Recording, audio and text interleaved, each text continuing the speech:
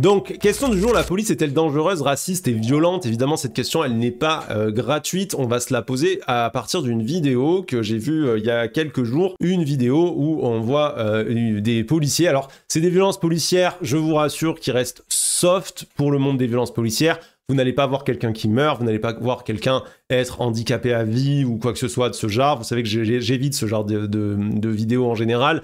Mais vous allez voir, quand même, je préfère vous prévenir tout de suite, une agression physique faite par des policiers. Et à partir de ça, ce qu'on va faire, c'est qu'on va suivre un fil où on va essayer de réfléchir à la police pour se demander, déjà, c'est quoi la police ? Que fait réellement la police? Parce que vous allez voir qu'on est loin de le savoir. Et à partir de là, une fois qu'on aura posé tout ça, quel cadre juridique, quel encadrement à la police, et à la fin, qu'est-ce qu'on fait de la police? Est-ce qu'il faut abolir la police, transformer la police, réformer la police, la laisser telle qu'elle est? Parce que finalement, tout va bien. Et peut-on ou doit-on dire ACAB, All Corps are bastard? C'est la question qu'on va se poser. Les hommes que vous voyez se battre sont des policiers hors service. Pendant les 29 secondes de vidéo que nous vous révélons, ils vont passer à tabac 3 personnes d'origine maghrébine. On remarque quand même que le coup de poing est porté derrière la tête de la personne et que la personne n'est absolument pas violente ou en train de manifester quoi que ce soit de violent. Rien ne justifie de venir taper quelqu'un à l'arrière du crâne de cette manière-là. Ça ne peut pas être de légitime défense. Clément B porte un coup de pied au visage d'un deuxième homme et Romain B s'attaque à un troisième homme avant d'être rejoint par Maxime D.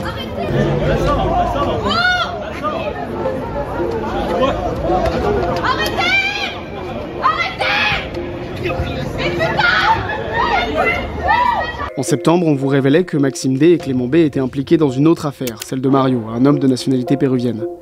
Fin juillet 2024, il a subi de graves violences dans le commissariat du 5e et 6e arrondissement de Paris.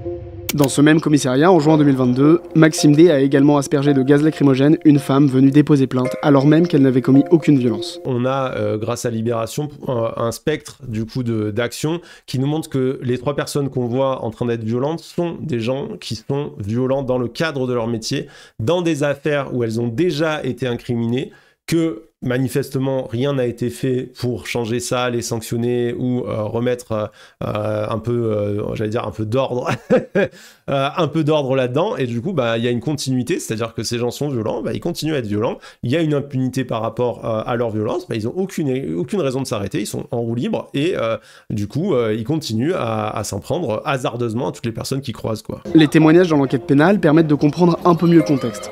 À commencer par celui de l'un des videurs du bar, Vadim L. Il raconte avoir refusé l'entrée aux 3 hommes d'origine maghrébine. Les policiers hors service assistent à la scène devant le bar. Ils ont entendu que les autres personnes parlaient arabe. L'un d'eux a alors déclaré que l'on était en France ici et qu'il fallait parler français. Important aussi de prendre en compte du coup le contexte raciste de l'agression, hein. On voit que du coup c'est le déclencheur, c'est 3 hommes qui parlent en arabe dans la rue, hein. Ils n'ont rien fait de mal.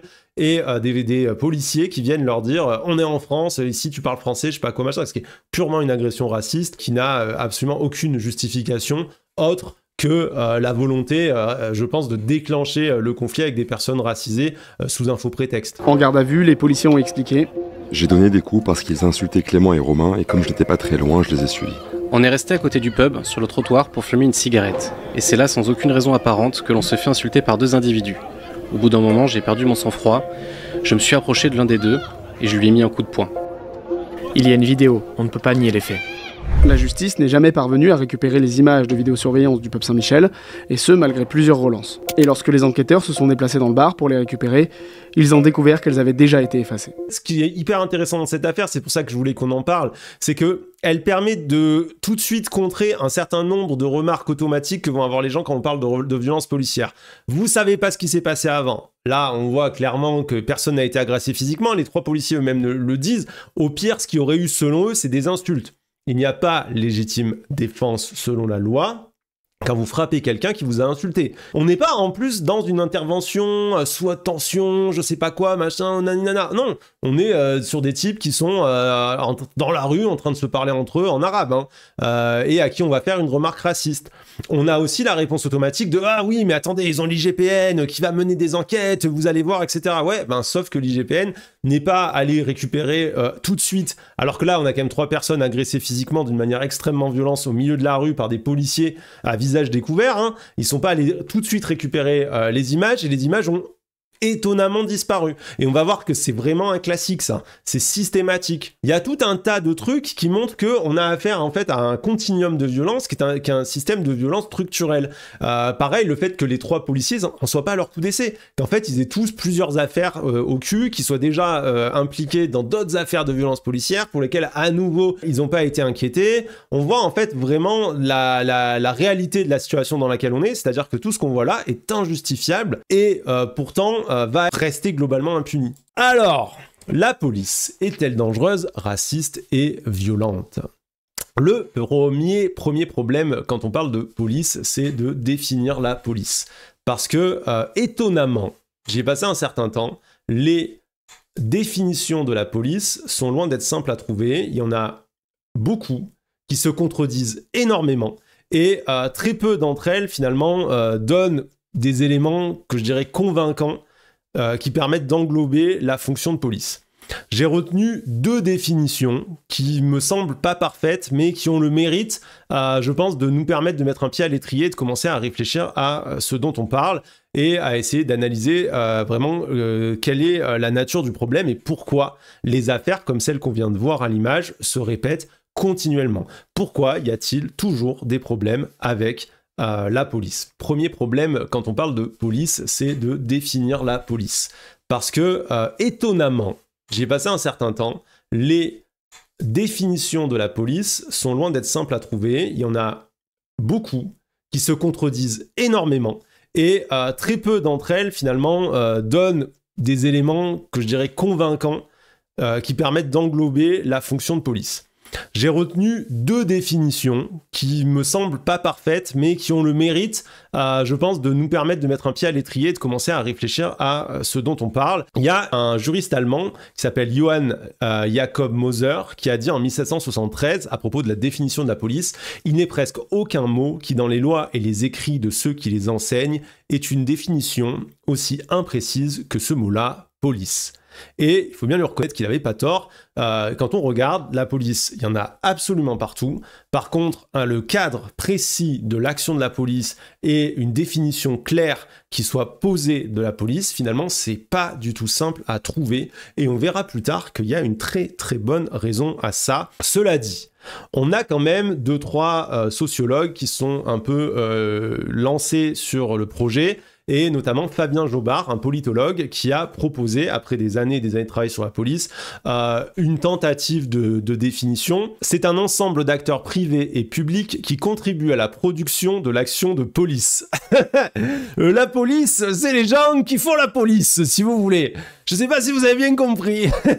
Il dit sur la police que, du coup, elle dispose de la force, et cette disposition en est l'un des attributs à la fois essentiels et exceptionnels. Si on demande automatiquement à quelqu'un à quoi correspond la police, c'est pas forcément l'usage de la force qui lui viendra en tête, mais en réalité, si vous croisez toutes les polices du monde, la seule chose qu'elles ont en commun, ou le truc qu'elles ont en tout cas certainement et systématiquement en commun, c'est bien d'avoir justement la capacité de faire usage de la force. Il précise: si d'autres organisations disposent du droit à faire usage de la force jusqu'à l'administration de la mort, la police est celle qui a la faculté d'en faire usage en toutes circonstances et en tout lieu, soit parce que la loi le prévoit, soit parce qu'un ordre légitime a été donné, soit parce que la nécessité l'impose. La police est donc une institution source de danger. Elle utilise la force, assise sur cette base fragile qu'est la confiance que lui confèrent ses membres et le public. En gros, on a affaire à une institution qui possède quelque chose que vous et moi n'avons pas, c'est-à-dire le droit d'utiliser la violence, d'utiliser la force ou la contrainte pour, normalement, faire respecter un ordre légal, politique, public, etc., etc. Mais lui, il le met pas forcément en avant, ça. Hein. Pour lui, il souligne d'abord que le point commun de la police, c'est l'usage de la force. J'aime beaucoup la fin où il dit que c'est une institution qui est assise sur une base fragile, la confiance que lui confèrent ses membres et le public. Il dit clairement dans son travail que la confiance dans la police n'est pas quelque chose d'acquis, c'est quelque chose que la police doit en permanence renégocier, tout simplement parce que ce que fait la police va dans un sens à l'encontre du public. Ces gens peuvent vous arrêter, ces gens peuvent vous menotter, ces gens peuvent vous mettre un coup de matraque, et ce n'est pas acquis à travers le temps, ni à travers les différents pays, etc., ou les différentes transformations politiques d'un même pays, que les gens soient à fond du côté de la police. Il prend l'exemple de la Chine, par exemple, dans son texte, où il raconte des interventions dans le cadre de meurtres de la police chinoise, où les policiers sont attaqués par le public, parce qu'en fait, le public n'a aucune confiance en eux, et considère qu'ils ne vont pas du tout faire leur travail, voire peut-être arrêter arbitrairement des gens au hasard et tout. Donc, les gens attaquent les policiers qui sont pourtant censés intervenir, soi-disant, pour les protéger. Et c'est important, cette notion-là, parce qu'on a tendance un peu à penser que la police serait un peu la détentrice de la violence légitime. On a beaucoup entendu ça répété par des politiciens, etc. Ça se base sur une idée très centrale dans la sociologie, qui est celle de la représentation de l'État défendue par Max Weber, qui est en gros que l'État, c'est la communauté humaine qui, dans un territoire précis, revendique pour elle-même et parvient à imposer le monopole de la violence physique légitime. Mais ce que dit Jobard dès le départ, c'est que la police n'a pas forcément une action de violence légitime. La légitimité de la force de la police doit être négociée socialement, et c'est quelque chose qui se discute dans la société et qui doit être remis en question. Et il y a un contrat social, en fait, qui se construit entre nous et les policiers pour dire, bon, ce que vous faites, finalement, c'est exercer une force sur nous, et du coup, cette force, en fait, on a le droit, en tout cas à minima, de considérer qu'elle est illégitime. Et on voit en France en ce moment que, par exemple, rien que dire ça, c'est déjà beaucoup. La réalité, c'est qu'on ne connaît pas la police. C'est une institution sur laquelle on a énormément de représentations, dont on a une image finalement mentale très claire, mais qui n'est pas une image fondée sur une réalité, mais qui est une image fondée sur une mise en scène permanente par la fiction, où il y a une vraie fétichisation de la police par le cinéma et les polars, qui nous présentent une image de policiers dans l'action, toujours en train de souffrir, en grande difficulté, qui sacrifient leur vie. C'est le flic qui est là, qui dit « oui, je dois mener l'enquête », et il passe chez lui, il mange son repas froid, et il y a sa femme qui lui dit « tu n'es jamais là pour Billy, ton fils, tu n'étais pas à sa remise de prix à l'école !»« Oui, mais je ne peux pas, tu ne te rends pas compte, la ville dépend de moi !» Et en fait, voilà, il y a cette image d'une police qui est complètement décorrélée de tout ce qui est produit par le savoir, et qui est en fait totalement lié à la fiction, mais du coup, ce que vous avez en vous, c'est une image fictionnalisée de la police, et qui arrange bien les policiers. Après, Prosper, t'as raison, au-delà de ces fictions-là, il y a aussi les docus-reportages embarqués qui jouent exactement à répéter la fiction. C'est hyper intéressant, vous savez, ces trucs, enquête, 24 heures avec la BAC de Paris, machin et tout, où en fait, ils vont se mettre en scène, les policiers, non pas dans leur ordinaire, mais en miroir de ce qui est censé être leur travail dans la fiction, et on va reproduire dans le docu, en fait, des documentaires qui n'en sont pas. C'est des docu-fictions, ce que vous voyez dans ces moments-là, qui sont en plus souvent voulus et vérifiés et contrôlés par la police nationale ou l'armée quand c'est sur l'armée, parce qu'on sort pas ce qu'on veut, et on va pas enquêter chez les flics comme ça sur un claquement de doigts. Il y a forcément le ministère de l'Intérieur là-dedans, et en fait, on voit que c'est une autre mise en fiction du travail policier. Sur la définition, donc on voit qu'on a une représentation faussée, et du coup on a une autre définition qui a aussi été proposée par Peter Meining, un sociologue, qui dit « La police est une institution constituée de diverses organisations légitimes coordonnées de manière réglementaire.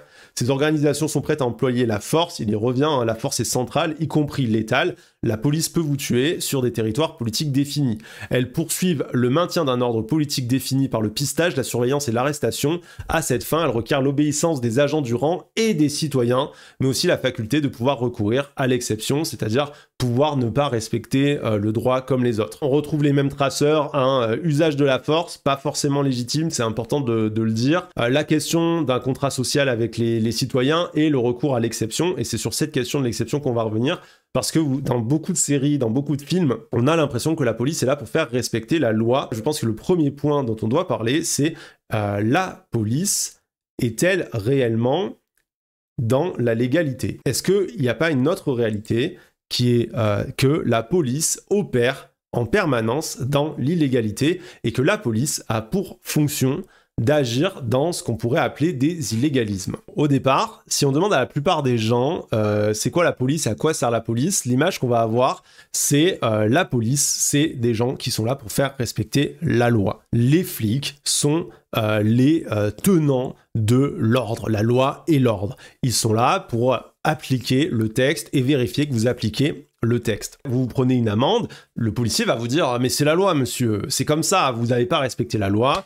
T'as joué, t'as perdu, t'es puni. En réalité, c'est complètement faux. Une partie centrale de l'action policière, en fait, s'inscrit à maintenir ce qu'on va appeler des illégalismes. L'illégalisme, c'est l'idée que dans l'État, il y a des interprétations et des applications différentes de la règle selon les populations. Selon qui vous êtes, la loi ne s'applique pas de la même manière. En gros, dans nos sociétés, le discours juridique et le fonctionnement idéal du système pénal sont en fait très très éloignés de la réalité des pratiques. Et il y a justement des illégalismes. Les illégalismes, c'est des contournements du droit qui sont assumés pour certains publics. Pour certains, la loi ne s'applique pas là où elle s'applique pour d'autres. On s'arrange avec la règle et tout le monde n'est pas jugé équitablement. Donc c'est la fameuse phrase de La Fontaine, selon que vous serez puissant ou misérable, les jugements de cour vous rendront blanc ou noir. Selon qui vous êtes, on ne vous juge pas, ou plutôt on ne vous police pas dans notre cas, de la même manière. Si on en croit le chercheur au CNRS Nicolas Fischer, qui a passé sa carrière à travailler sur les camps, sur la question des exilés, et qui a énormément enquêté là-bas, il remarque que les camps, vous savez, tous ces camps de migrants comme à Calais, on va imaginer Calais, si vous voulez, quoi. Les camps comme à Calais n'apparaissent pas, en fait, spontanément. Il remarque, en fait, que c'est le produit d'une action de police où, en fait, la police va aller dans l'espace public et va aller récupérer des populations et les déplacer pour les ramener dans des zones où on va un peu rassembler ce qu'ils appellent les populations flottantes. Ouais, le terme camp fait bader, mais je vous rappelle que dans notre pays, il y a des camps, il y a vraiment des gens qui sont dans des camps qui ont des grillages, des barbelés, dans lesquels on les enferme avec des patrouilles de police qui tournent autour, et si techniquement ils sont pas prisonniers à l'intérieur, ils peuvent pas réellement en sortir. C'est factuellement là, et ça existe réellement. Et donc en fait, Nicolas Fischer, il dit que cette pratique, c'est une pratique d'encampement, donc de mettre dans des camps, c'est quelque chose qui existe depuis le 19e siècle, qui a été mis en place en fait pour discipliner les rues, tout simplement parce que on voulait pas qu'il y ait des gens qui traînent pour toutes sortes de raisons, donc les pauvres, les personnes sans abri, les travailleurs et travailleuses du sexe, les migrants, les exilés, etc., etc. Donc les gens, en fait, on les prenait, on les amenait, on les mettait dans un espace où on les réunissait, et dans cet espace, on savait aussi qu'on pouvait les contrôler. Il y a des politiques qui sont en place depuis le 19e et qui continuent jusqu'à aujourd'hui, qui visent les populations dites flottantes, car elles sont considérées comme un désordre potentiel, et que donc du coup on doit les placer quelque part. Qu'on se comprenne bien, le caractère problématique de ces populations n'est pas quelque chose d'avéré, quoi. Il n'y a pas de comportement délictueux qui est observé, prouvé, etc. Il n'y a aucun prérequis juridique au harcèlement policier de ces fameuses populations flottantes. Il n'y a aucune raison juridique de placer des gens dans un camp. Donc en réalité, la police va prendre des mesures qu'elle considère être des mesures préventives. Vous n'avez pas commis de désordre, vous êtes placé en camp parce que vous pourriez être à l'origine d'un désordre. Ce qui est contraire déjà à tous les principes du droit. On est forcément dans quelque chose d'extra-légal et d'anormal. Pourquoi la police s'en prend à des populations qui n'ont techniquement rien fait? Si vous voulez, là, ce que je veux vous démontrer, c'est vraiment que vous n'avez pas affaire à une police qui fait respecter la loi. Le jeu, il ne se fait pas sur la question de la législation. En gros, on prend des populations marginales, donc c'est des populations qui ne sont pas dominantes, qui n'ont pas forcément d'ailleurs de pouvoir politique, médiatique, qui n'ont pas la capacité de se faire entendre et donc de se défendre. On les récupère comme ça, à droite à gauche, pour les regrouper à un endroit, le fameux camp, sans que cela ne relève d'aucune décision juridique. C'est comme quand les policiers ont déplacé des SDF pendant les JO. Exactement ces pratiques-là contreviennent à tous nos principes démocratiques. On est, nous, dans un État qui est techniquement un État de droit. Donc la création d'un camp pour les étrangers, ça correspond à la production de ce qu'on va appeler, nous, un espace d'exception, au cœur de l'ordre légal et politique. C'est un espace où la loi s'applique pas. Ces gens n'ont pas de droit. Ils sont placés dans le camp de manière arbitraire, sans jugement, sans date d'entrée, donc aussi sans date de sortie, sans pouvoir se défendre, sans pouvoir dire non mais attendez, moi en fait je relève de tel truc, tel truc, tel truc. Et en fait, une fois qu'ils sont dans le camp, ils peuvent plus vraiment en sortir parce qu'il y a un contrôle policier qui est fait autour de l'espace pour qu'on puisse pas se déplacer, et le moment où ils en sortiront, ce sera sous la contrainte en général de la police qui va aller d'un coup dire ah ouais bah cette partie du camp on la dégage, on balance des lacrymos, on récupère tout le monde, on fout tout le monde dans des trains, et les gens se retrouvent à Marseille, ils ont pas compris ce qui s'était passé. On a affaire à des espaces qui sont des espaces où ce qui se joue hors de la question de la légalité. Et dans ces espaces, la police en fait ne respecte pas la loi et va tout simplement nier les droits fondamentaux de certaines populations. On va dire, vous, là, au prétexte d'une origine présumée, d'une situation sociale présumée, etc. Et j'insiste sur le présumé parce que, comme je le dis, il n'y a pas de travail d'enquête. On vérifie rien. On ramasse les gens et tout. Ces gens sont peut-être des demandeurs d'asile. C'est peut-être des gens qui ont le droit d'asile. On ne sait pas. Eh ben, sur ce principe-là, on va les amener dans des zones qui ne devraient pas exister dans notre pays. Le politologue Emmanuel Blanchard parle de ce qu'il dit être des citoyennetés dégradées. Donc en gros, on est dans une catégorie, face à une catégorie juridico-politique où en fait, ces populations se voient refuser de facto leurs droits et leurs conditions d'existence qui sont entièrement conditionnés à la volonté de la police. C'est la police qui décide sans que ces personnes aient le moyen de faire valoir le respect de leurs droits et le respect de la loi. Dans ces espaces, la police, donc, elle va plus dépendre du droit. Et comme elle dépend plus du droit, elle dépend plus de la justice. Il n'y a plus d'institution supérieure à elle-même. Donc, qui décide de ce que peuvent faire les policiers et qui décide de comment les policiers doivent le faire dans ces espaces-là? Donc, je ne sais pas si vous réalisez ce que ça veut dire. Ça veut dire qu'à partir du moment où on considère que l'action de police peut se détacher de la question de la loi et que le but du jeu n'est pas de faire respecter la loi, que fait la police? Que fait réellement la police? Nous, on se dit, mais c'est quoi la différence, par exemple, entre une police et une milice? On se dirait, techniquement, c'est qu'une milice ne va pas être sous contrôle juridique. Ça veut dire qu'il n'y aura pas, à un moment donné, vérification que ce qu'elle fait, la violence qu'elle exerce, elle l'exerce au nom d'un principe supérieur qui est le principe de la légalité. Sauf que là, dans une affaire comme celle des camps, eh ben, rien de ce que fait la police ne peut rentrer dans le cadre de la légitimité légale. Nicolas Fischer écrit à ce propos « Plus que le droit ou les instructions de la hiérarchie, ce sont les imprévus de la situation d'intervention et les routines professionnelles des fonctionnaires qui gouvernent leur action. » Il y a ces gens-là, ils n'ont pas le droit de traîner dans la rue parce que c'est des pauvres. Ils sont pas dans la rue, ces gens-là. Donc on les prend, on les ramasse, on les amène là-bas. Parce que le flic d'avant, il faisait comme ça, parce que le flic d'encore avant, il faisait comme ça. Et tant pis, cette pratique, au fond, elle n'est pas vraiment légale. Parce que, pour le moment, elle n'est pas dérangeante. Le politologue Fabien Jobard explique, par exemple, que dans les camps, par exemple comme à Calais, etc., les policiers s'affranchissent du droit et construisent ce qu'il appelle des zones de souveraineté policière. En gros, dans ces espaces, hors de vue, hors de contrôle, en fait, de la majeure partie de la population, la police ne dépend pas de la loi, mais de sa propre vision de ce qui est l'ordre. Je ne sais pas si vous avez déjà vu des endroits un peu de ce genre-là, comment la police se comporte à l'intérieur, etc., mais les policiers ont tous les droits. Ils font ce qu'ils veulent. Et quand je dis ce qu'ils veulent, c'est hyper chaud. Human Rights Watch, qui est donc une ONG, a constaté que les policiers à Calais, par exemple, font usage courant de bombes lacrymo sur des migrants, enfants et adultes, alors qu'ils sont endormis, ou dans d'autres situations où ils ne présentent aucune menace. Ils ont remarqué que les policiers aspergent de ce gaz lacrymogène ou confisquent des sacs de couchage, des couvertures et des vêtements. Donc soit ils confisquent sacs de couchage, couvertures et vêtements à des gens qui n'ont rien, soit ils aspergent leurs vêtements avec du gaz lacrymogène.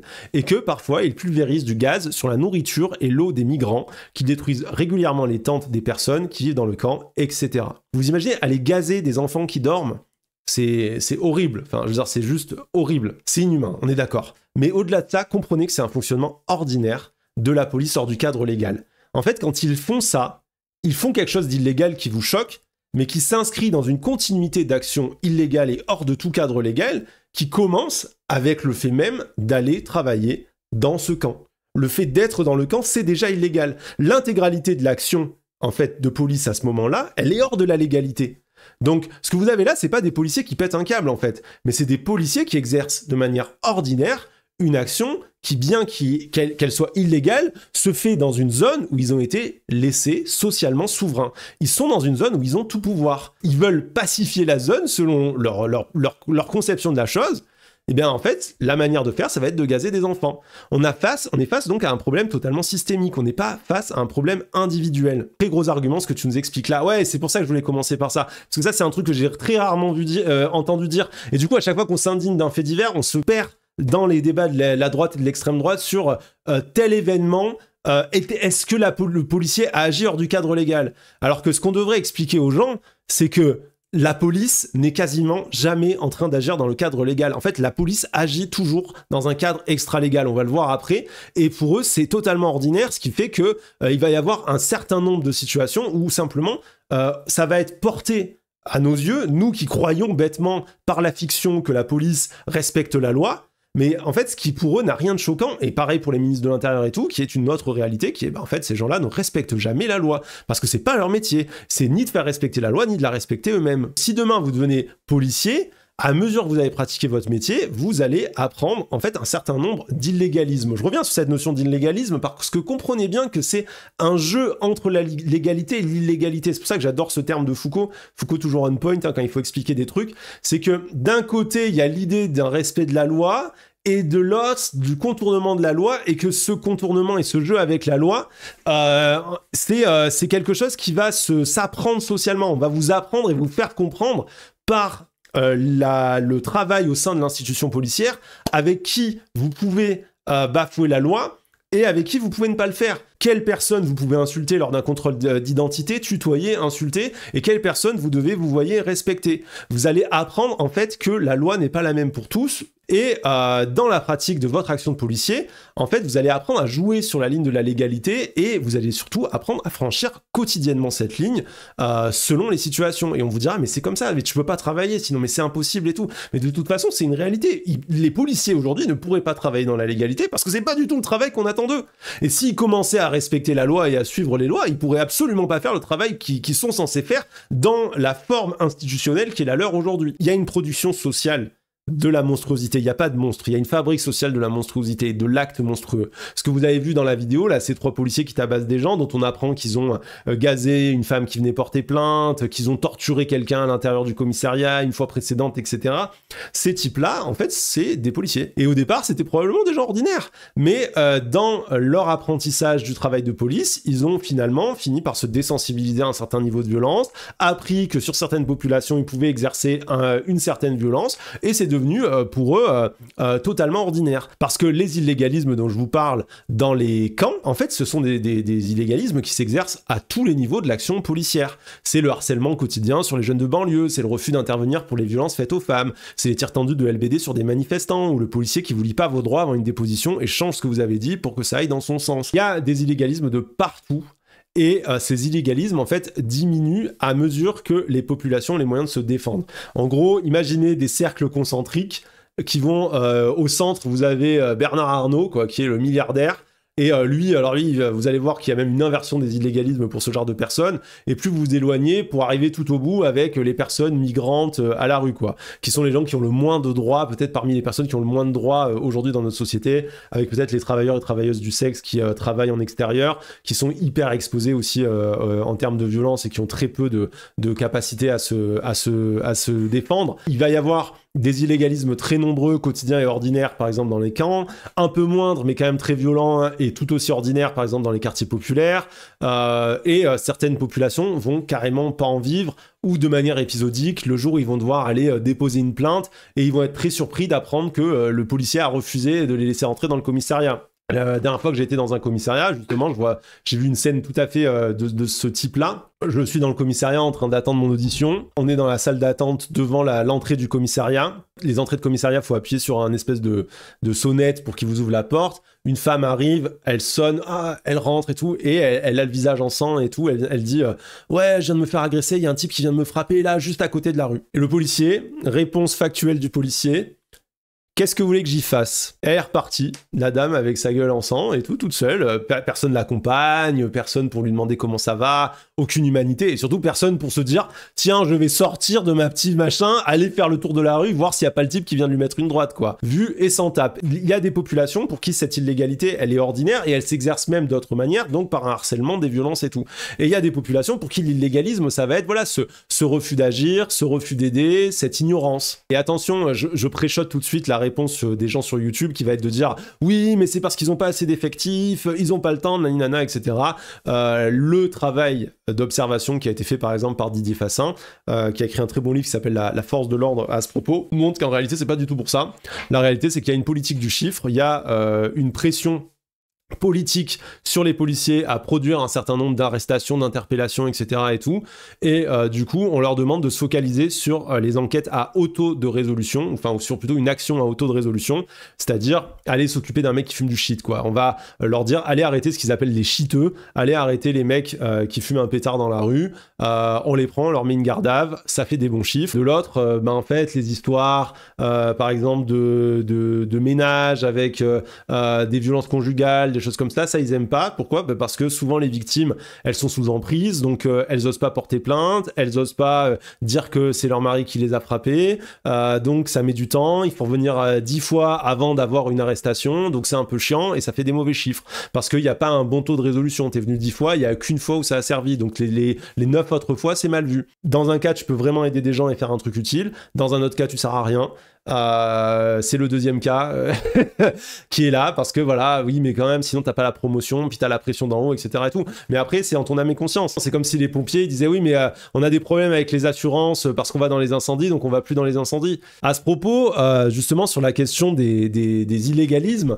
On voit par exemple que certaines populations donc, sont très peu exposées à ces illégalismes, et quand elles les découvrent, du coup, c'est souvent un énorme choc, là où pour d'autres, elles sont ordinaires. Moi, ça a été par exemple quand je suis arrivé à la fac, je parle avec des gens et je rencontre des gens pour la première fois de ma vie qui n'ont jamais été contrôlés par la police. Là où moi, je me faisais contrôler 2-3 fois par semaine facile, des fois beaucoup plus, des fois un peu moins, ça variait, mais il y avait vraiment des phases où on se faisait mais contrôler, c'était du quotidien, quoi, vraiment quotidien. Moi, il y a des phases où j'allais au lycée, je me faisais arrêter par les flics et ils me contrôlaient à chaque fois.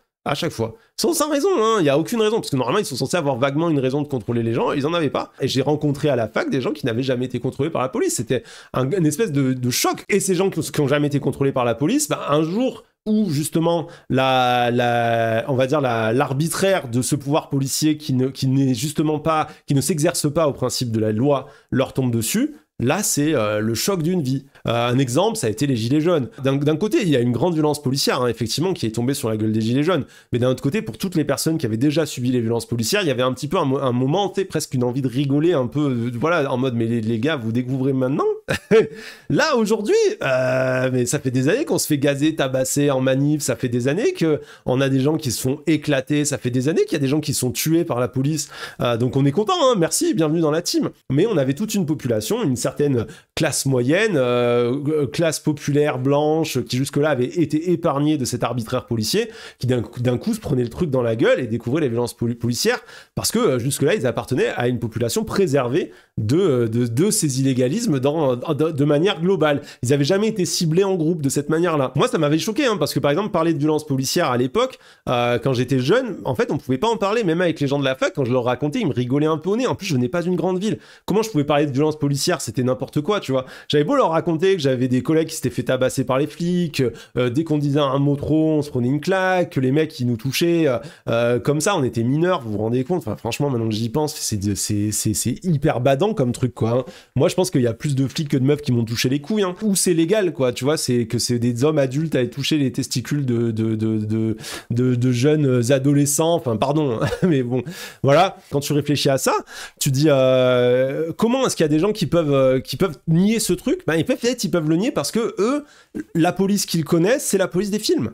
Ils connaissent pas la police réellement, ils y sont jamais confrontés. En fait, la police ne s'occupe pas d'eux, la police n'intervient pas au quotidien dans leur espace, et du coup, en fait, ils subissent quasiment rien de l'arbitraire policier. Donc ouais, ça va. Aujourd'hui, quasiment tous les bobos blancs vont capter qu'il y a des violences policières et vont dire oui, les gauchistes, machin et tout, vont dire oui, il y a des violences policières. Ils les ont pas forcément vécu, mais ils ont peut-être fait une manif, ils ont senti que ça partait en couille et tout.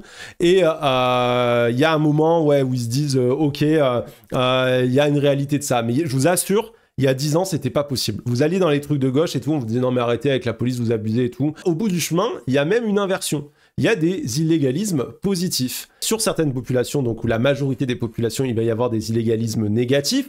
Donc l'illégalisme négatif, c'est le policier qui refuse votre plainte ou qui vous contrôle sans aucune raison quand vous marchez dans la rue. Mais certaines populations, elles, bénéficient au contraire d'illégalisme positif, c'est-à-dire que la police ne va pas respecter la loi, mais cette fois au bénéfice de la population. Didier Fassin, donc, a une anecdote vraiment passionnante là-dessus, et c'est quelque chose qu'il a observé directement, puisque à cette époque, il enquêtait avec la BAC, et donc il était dans une voiture de la BAC, dont tout ce qu'il raconte, c'est quelque chose qu'il a vu. Afin de mieux appréhender la différenciation de l'activité policière en fonction du public, considérons les faits suivants.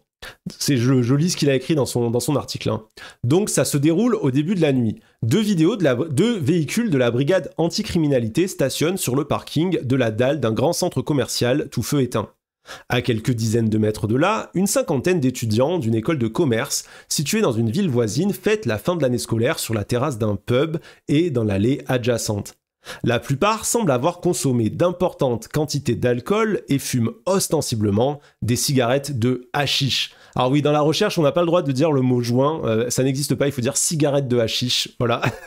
J'adore les chercheurs comme ils s'emmerdent à réinventer l'eau chaude, enfin franchement, des fois, excuse-moi frère, mais dis un joint, quoi, tout le monde sait ce que ça veut dire. Cigarette de hashish, par contre, personne dit ça. Les policiers les observent de leur voiture. Ils commentent affablement, imaginant leur fortune. Qui peut se payer des études à 10 000 € et s'amusent de leur naïveté. Ils se promènent avec leur tout nouveau portable et en plus ils téléphonent en public. Leurs remarques traduisent une forme d'émerveillement dans un cas, de bienveillance dans l'autre. Spectateurs de l'ombre des plaisirs d'une jeunesse privilégiée, nous restons ainsi un long moment, dans un silence rompu seulement par les éclats de voix et de rire et de temps à autre un début de chahut. Rien ne se passe. Nous finissons par quitter les lieux. Après avoir patrouillé pendant quelque temps au centre-ville dans l'attente d'un appel radio qui aurait pu donner un peu de relief à cette soirée trop tranquille, nous nous dirigeons, comme de coutume, vers l'un des quartiers réputés difficiles de l'agglomération. Donc là, j'espère que vous avez capté la scène. On est donc avec une voiture de la BAC, c'est vraiment un truc qu'il a observé dans la vraie vie. Hein. On a les agents de la BAC qui sont assis dans la voiture avec un sociologue qui les observe. Hein. C'est quand même hyper important. Il n'est pas infiltré à ce moment-là. Hein. Il est ouvertement observateur qui va écrire un truc là-dessus. Donc il est là, il est en train de les observer, en train de faire leur travail, et il regarde des jeunes d'une école de commerce très bourgeoise, très riche, en train, ostensiblement, de fumer des pétards. Et les mecs de la BAC, ils commentent, ils sont là, ah ouais, ils sont riches, ah ça doit être cool d'aller dans ces trucs et tout, machin et tout. Et ils s'en vont. Donc ils quittent les lieux et ils vont donc dans un quartier difficile qui est à quelques minutes de là. Sillonnant les ruelles de la cité HLM, nous scrutons les véhicules en stationnement. Dans l'un d'eux, un homme d'une trentaine d'années, d'origine maghrébine, est assis à la place du chauffeur, écoutant de la musique. Nous nous arrêtons. L'homme est interrogé sèchement. « Qu'est-ce que tu fous dehors à cette heure ?» Son identité est contrôlée, de même que celle de sa voiture, les informations étant transmises aux centrales téléphoniques du commissariat pour s'assurer qu'il ne s'agit pas, pour l'un, d'un des individus recherchés, pour l'autre, d'un véhicule volé. Après s'être enquis de l'éventuelle existence de stupéfiants, « T'es sûr que t'as pas de produits illicites avec toi ?» On remarque le tutoiement. Hein. Les policiers se livrent à une fouille systématique de l'homme d'abord, poche vidée de leur contenu qui est déposé sur le capot, main sur la portière, jambes écartées, puis de la voiture, qu'ils explorent minutieusement en soulevant le tapis et en ouvrant la boîte à gants. Tout est normal. Nous repartons. Un peu plus loin, 3 jeunes discutent paisiblement sur un banc. Les policiers reconnaissent 2 d'entre eux. « C'est pas les frères Boutaleb ? Allez, on les contrôle. » Nouvel arrêt, nouveau contrôle d'identité, nouvelle fouille au corps. Visiblement habitués, vous savez bien qui on est. Vous nous avez contrôlés la semaine dernière. Les 3 se laissent faire avec un mélange de fatalisme et d'irritation, tandis que les fonctionnaires leur adressent quelques observations ironiques. Cette fois encore, rien n'est trouvé. Tout comme l'homme dans son véhicule un peu plus tôt, les 3 jeunes paraissent dépités mais se taisent, le visage fermé. Nous reprenons notre maraude sans avoir mis la main sur quoi que ce soit. Si on s'en tient à la loi et au délit de possession et d'usage de stupéfiants, si c'était ça qui motivait l'ensemble de l'action qu'on vient de voir, d'un côté, on avait des gens qui étaient manifestement sur la voie publique en train de faire usage de stupéfiants. Donc, on a des gens qui sont dans une pratique flagrante, les jeunes de l'école de commerce qui fument des joints, et cette pratique flagrante, elle est totalement ignorée volontairement par les policiers. Et de l'autre, on a une recherche active avec des méthodes invasives sur une population, sur des gens qui n'ont tout simplement rien fait, quoi. Il y avait un type dans sa bagnole en train d'écouter de la musique, il se fait contrôler, fouiller sa bagnole, fouiller au corps, il a rien qui laisse entendre qu'il aurait fait quelque chose ou qu'il aurait posé un problème. Lui, on lui tombe dessus. Les 3 jeunes, on leur tombe dessus aussi. Donc si vraiment ce qui motivait c'était la loi, à un moment donné, on aurait dû arrêter les premiers et laisser tranquille les seconds. Mais ce qui se passe, c'est que des gens qui n'ont rien fait vont subir des actes illégaux de la part des policiers. Et les policiers le savent. Parce que Didier Fassin, il va interroger un commissaire à ce propos et la réponse du commissaire, elle est frappante. Il parle du coup des jeunes qui sont contrôlés. Pas spécialement ces jeunes-là, mais du fait de contrôler comme ça des jeunes qui n'ont rien fait. Le commissaire répond « On les contrôle même quand ils ne font rien de mal. C'est illégal, on le sait, mais on le fait quand même. Et eux, ils ont l'habitude, ils donnent leurs papiers, ils les ont toujours sur eux. Ils vident leurs poches, ils mettent les mains sur le toit de la voiture, ils écartent les jambes, ils se laissent fouiller. On n'a pas le droit non plus de les fouiller, ils n'ont rien fait, mais ça, n'empêche, on le fait. » Face à un sociologue qui l'enregistre, le mec reconnaît l'illégalité. Ça peut paraître bizarre quand vous vous dites « Mais quand même, il devrait mentir, là, le gars, il devrait dire « Mais non, c'est pas illégal, ou tournicoter, ou je sais pas quoi, nanani, machin et tout. » En fait, non. En fait, ils disent ça parce que c'est tellement ordinaire d'être dans l'illégalité. Ça fait tellement partie de la normalité du fonctionnement policier qu'ils n'ont aucune raison de le cacher. Parce que dans ce cas, il faudrait qu'ils cachent tout ce qu'ils font. C'est la même raison pour laquelle les mecs de la BAC, ça leur semble pas anormal devant un observateur de ne pas aller, ne serait-ce que faire un petit contrôle ou engueuler ou je sais pas quoi, les gamins de riches qui sont en train de fumer leurs joints, et d'aller ensuite emmerder des gamins d'un quartier qui, eux, n'ont rien fait. Et du coup, pendant son enquête, Fassin, il va voir ce genre de scène se répéter constamment. Et il remarque que, par exemple, sur des affaires de cannabis, pour des jeunes issus de la bourgeoisie, il va y avoir une bienveillante indulgence qui se traduit par une simple engueulade gentille, quelqu'un en parlait tout à l'heure, une petite tape sur l'épaule en mode ah, tu ne devrais pas fumer des pétards, tu te rends compte, attention, hein, et hop, tu repars, tandis que la loi s'appliquera avec beaucoup plus de rigueur pour des jeunes racisés issus des milieux populaires qui vont se faire interpeller, mettre en garde à vue pour détention de stupéfiants pour exactement la même chose. C'est ça qui est frappant, c'est qu'on a exactement par exemple, pour la même affaire, selon la personne, selon son milieu d'origine, selon qu'elle soit blanche ou non, etc., selon un certain nombre de privilèges et une position sociale dans l'espace politique, les gens vont avoir le droit à, d'un côté, une indulgence, de l'autre, une violence politique. Ce qui nous amène du coup à ce premier constat qui va peut-être vous sembler contre-intuitif, mais je pense qu'on l'a bien développé entre l'exemple des camps, l'exemple là de l'arbitraire du pouvoir policier, etc. C'est que la police n'est pas là pour faire respecter la loi. En réalité, elle est en pratique une institution de l'illégalité. La police est en permanence dans l'illégalité.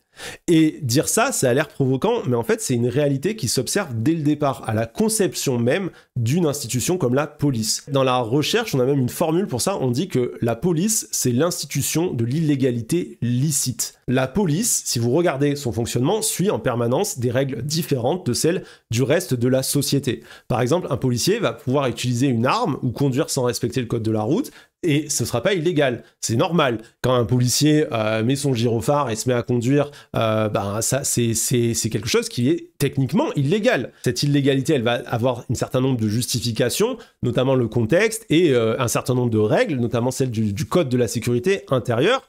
Mais dans les faits, on a tout simplement des gens qui ne suivent pas la loi ordinaire et dont on accepte collectivement et socialement que les lois ne s'appliquent pas à eux.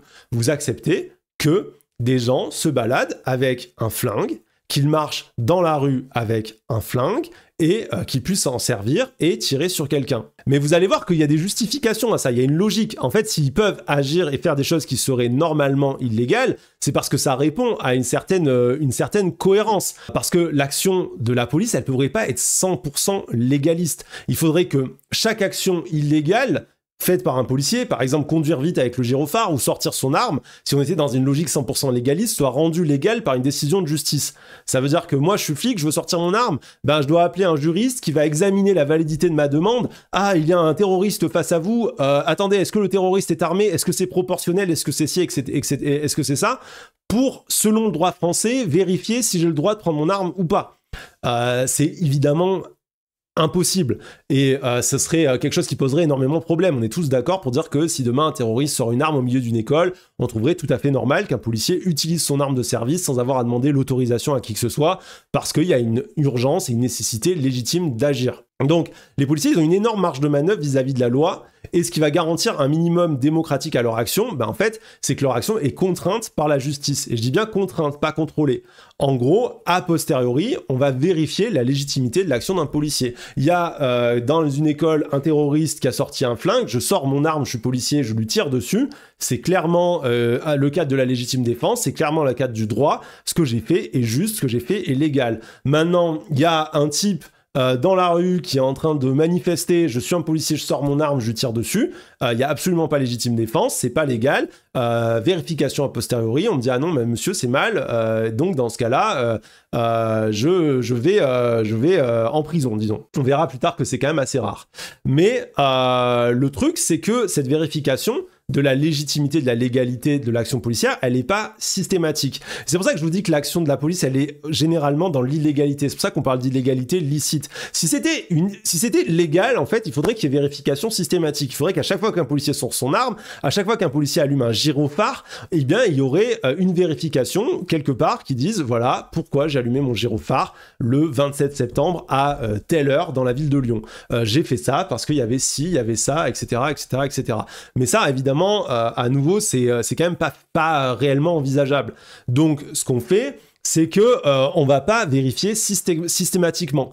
On va plutôt, selon les circonstances, faire une vérification en cas de plainte ou en cas de problème. Donc, la grande majorité du travail de police se situe dans une zone de flou, qui est en fait une zone où l'action, tant qu'elle n'est pas vérifiée, c'est un peu le chat de Schrödinger, quoi. Tant que l'action n'est pas vérifiée, elle est ni vraiment légale, ni vraiment illégale. C'est l'action, elle s'est déroulée, mais on ne sait pas si elle l'a été dans le cadre légal, tant qu'il n'y a pas une plainte qui a été posée, et là, il faut vérifier tout ça. C'est ce que le criminologue Jean-Paul Brodeur appelle le chèque en gris de l'État à la police. C'est pas un chèque en blanc, mais c'est pas non plus un chèque signé avec une manière d'agir qui est très très claire. En gros, c'est un contrat tacite entre la police et l'État. On va laisser une très grande marge de manœuvre à la police vis-à-vis de la légalité.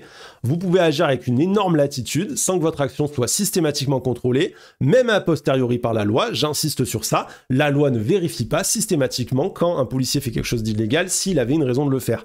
La majorité de l'action policière se déroule dans l'illégalité sans qu'il y ait rien du côté légal qui vienne vérifier s'il y avait une raison ou pas de le faire. Mais il y a une condition à ça. La condition, c'est que ça ne se remarque pas. C'est ce qu'on appelle un pouvoir discrétionnaire, c'est-à-dire un pouvoir d'action qui permet de ne pas en référer à un contrôle systématique d'une autorité supérieure. C'est ça, un pouvoir discrétionnaire, mais pour autant un pouvoir qui peut être appelé à la loi dans certaines circonstances. C'est pas non plus un pouvoir totalement arbitraire. C'est hyper important comme distinction, on a trop tendance à penser qu'ils ont le droit, mais ça n'a rien à voir en fait. Ouais, c'est beaucoup plus compliqué en fait, c'est ça, c'est de se dire, en fait, techniquement, un policier n'a pas le droit de vous frapper s'il n'y a pas un cadre de légitime défense. Un policier n'a pas le droit de sortir son arme et de tirer sur quelqu'un s'il n'y a pas une proportionnalité dans l'action. Un policier n'a pas le droit d'allumer son gyrophare et de trahir le code de la route s'il n'y a pas des circonstances spécifiques qui l'y obligent, normalement. Mais dans les faits, personne ne vérifie. 99,9% du temps, quand un policier allume son gyrophare, il allume son gyrophare. C'est tout. Donc il faut bien se dire que très très très rarement, en fait, si l'action d'un policier est trop visible, celui-ci est ramené à la loi. Mais ça ne veut pas dire qu'il est condamné pour autant, hein. Ça veut juste dire que on va aller vérifier la légalité de son action. On va dire, bon voilà, il a agi à tel moment, mais est-ce que son action est légitime? Mais quand on regarde les chiffres, selon l'INHESJ, je sais plus ce que veut dire le cycle, je vous laisse aller regarder. Sur les 59 cas où un policier a tué quelqu'un entre 2010 et 2016, la légitime défense a été majoritairement retenue et il n'y a eu que 2 procès. On a des policiers qui agissent en fait quotidiennement hors de la loi ordinaire, donc pour qui faire des choses illégales est en fait normal. C'est pour ça que dans les affaires de violence policière, on se dit mais c'est pas possible. Là, les gars ils sont filmés, il y a la dame qui crie arrêtez, arrêtez, et ils continuent à frapper là dans la vidéo qu'on a vue au début au début du live. Pourquoi ils continuent? Mais en fait, tout simplement parce que pour eux c'est normal. Ils font ça tous les jours. Faire des choses illégales est normal. Théoriquement, ils ont un règlement à respecter. Mais en fait, ils sont eux-mêmes la mesure de leur propre action. On y revient comme pour les camps. Il n'y a pas un magistrat qui accompagne les patrouilles pour vérifier à chaque fois si elles agissent bien dans la légalité. On a juste des flics qui regardent d'autres flics. On a le gars avec ses collègues, quand il est en patrouille, qui fait un truc.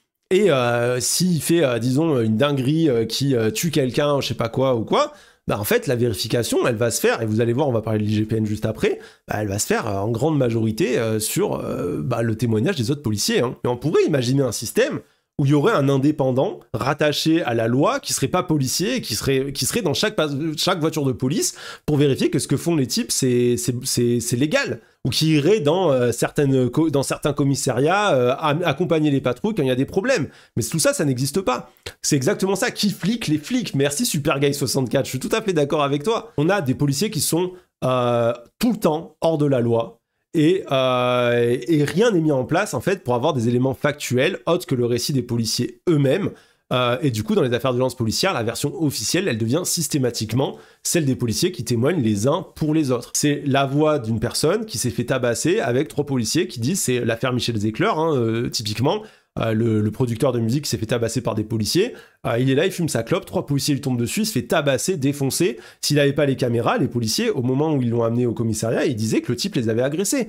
Et c'était la version policière, et rien n'avait été mis en place pour vérifier la légalité de l'action des policiers à ce moment-là. En fait, si le policier agit dans les affaires de violence policière en étant dans l'illégalité, c'est parce que son action, c'est vraiment sur ça que j'insiste, son action est généralement illégale. Attention quand même, parce que sur les affaires justement comme Michel Zecler, on voit qu'il peut y avoir la vidéo qui va amener une preuve factuelle et on se dit « Ah mais oui, s'il y a la vidéo, ça va tout résoudre ». Mais attention, parce que les vidéos, en fait, ça ne suffit pas à garantir quand bien même qu'il va y avoir une vérification et quelque chose qui va être de l'ordre d'un contrôle juste et légal de l'action policière, parce qu'à la fin, l'enquête va toujours être confiée à l'IGPN. Et l'IGPN, dans les faits, c'est pas du tout indépendant. C'est une institution qui est reliée à la police nationale, tout simplement parce qu'elle est placée sous l'autorité de la Direction générale de la police nationale. L'inspection générale de la police nationale est un service actif de la Direction générale de la police nationale. C'est l'article 1. En fait, on a des fonctionnaires de police qui enquêtent sur des fonctionnaires de police.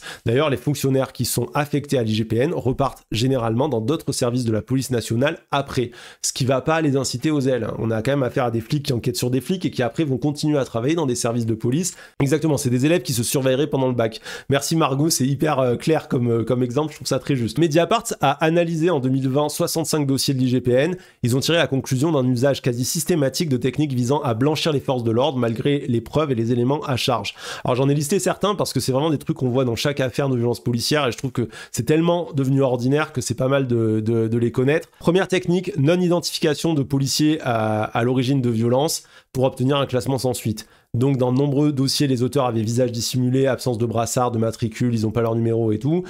Ces entorses au règlement sont ignorées par l'IGPN. En gros, on vous dit à tel endroit il y avait la compagnie bidule et on nous dit ah mais on sait pas qui c'était de la compagnie parce que ils ont tous le visage masqué, ils ont pas leur numéro, enfin manquement au règlement de tous les côtés. Et au lieu de dire très bien, dans ce cas on va sanctionner au moins le chef, quoi. On se contente de dire ah ben on sait pas qui a fait le coup, on laisse tomber. Zut alors. C'est vraiment David Goudenoff, l'IGPN. Alors, vous voyez le mème de David Goudenoff chez Joueur du Grenier, le mec qui est comme ça là, Technique suivante, exploitation tardive des preuves au risque de leur disparition. En gros, ils mettent 1000 ans à aller récupérer les images de vidéosurveillance, les enregistrements radio ou les armes.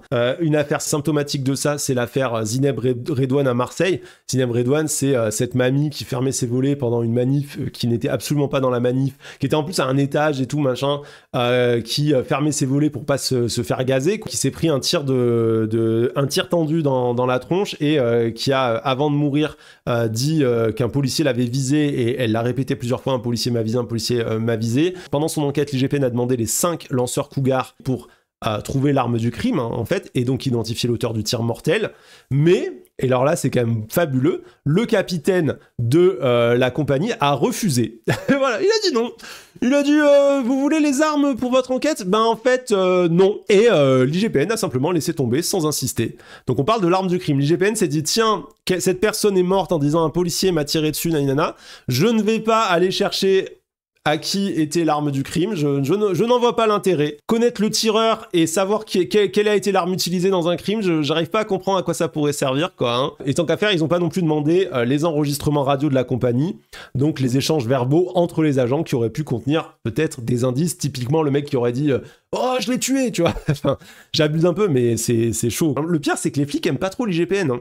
Nous, on a l'impression qu'ils sont copains comme cochons, mais pas tant que ça. Ils sont tellement pas conscients d'être dans un système corporatiste où ils se protègent les uns les autres. Ils sont tellement habitués au petit système de magouille, d'entraide, de « Ah non, mais vas-y, c'est pas grave, tiens, t'inquiète, naninana ». Ils ont l'impression de faire un vrai travail d'enquête. Les mecs, là, pour l'affaire Zineb Redouane, ils se disent qu'ils ont fait leur taf. Ils ont pas pris les armes, ils ont pas pris les enregistrements, ils ont rien fait avec les images de vidéosurveillance. On se dit « Mais avec toute la vidéosurveillance qu'on nous a collée, non, mais vous inquiétez pas, ils s'en serviront jamais.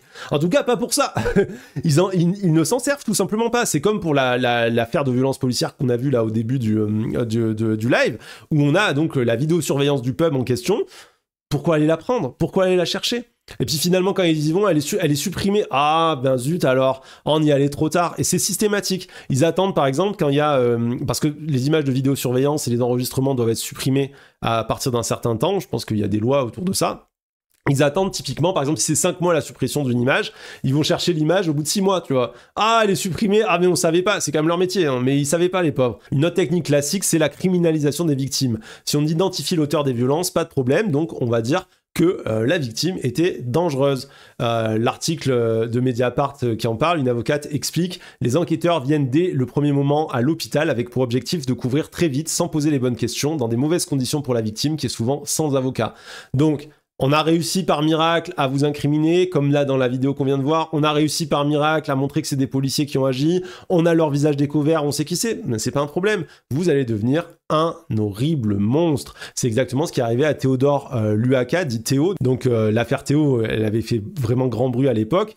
Et l'IGPN et la police avaient essayé de présenter l'image d'un homme violent qui avait dû être maîtrisé, dont la blessure n'était qu'un accident involontaire. Mais en réalité, c'était une manière de détourner l'attention de la réalité factuelle, qui était que quand bien même le mec aurait été violent et tout ça serait arrivé par hasard, on avait quelqu'un après une interpellation qui avait fini avec une déchirure anale de 10 cm faite par une matraque télescopique d'un policier et dont on nous a expliqué par A plus B à la télévision et tout que c'était un malheureux accident, le pantalon était tombé, la matraque a tapé à cet endroit par accident, il débattait, etc. etc. Sur l'affaire Théo, je trouve que c'est assez frappant pour voir, si vous voulez vous convaincre de l'inefficacité de l'IGPN, il y a une enquête qui a été faite pendant 3 ans par le défenseur du droit et qui a conclu un constat plutôt très différent de celui de l'IGPN.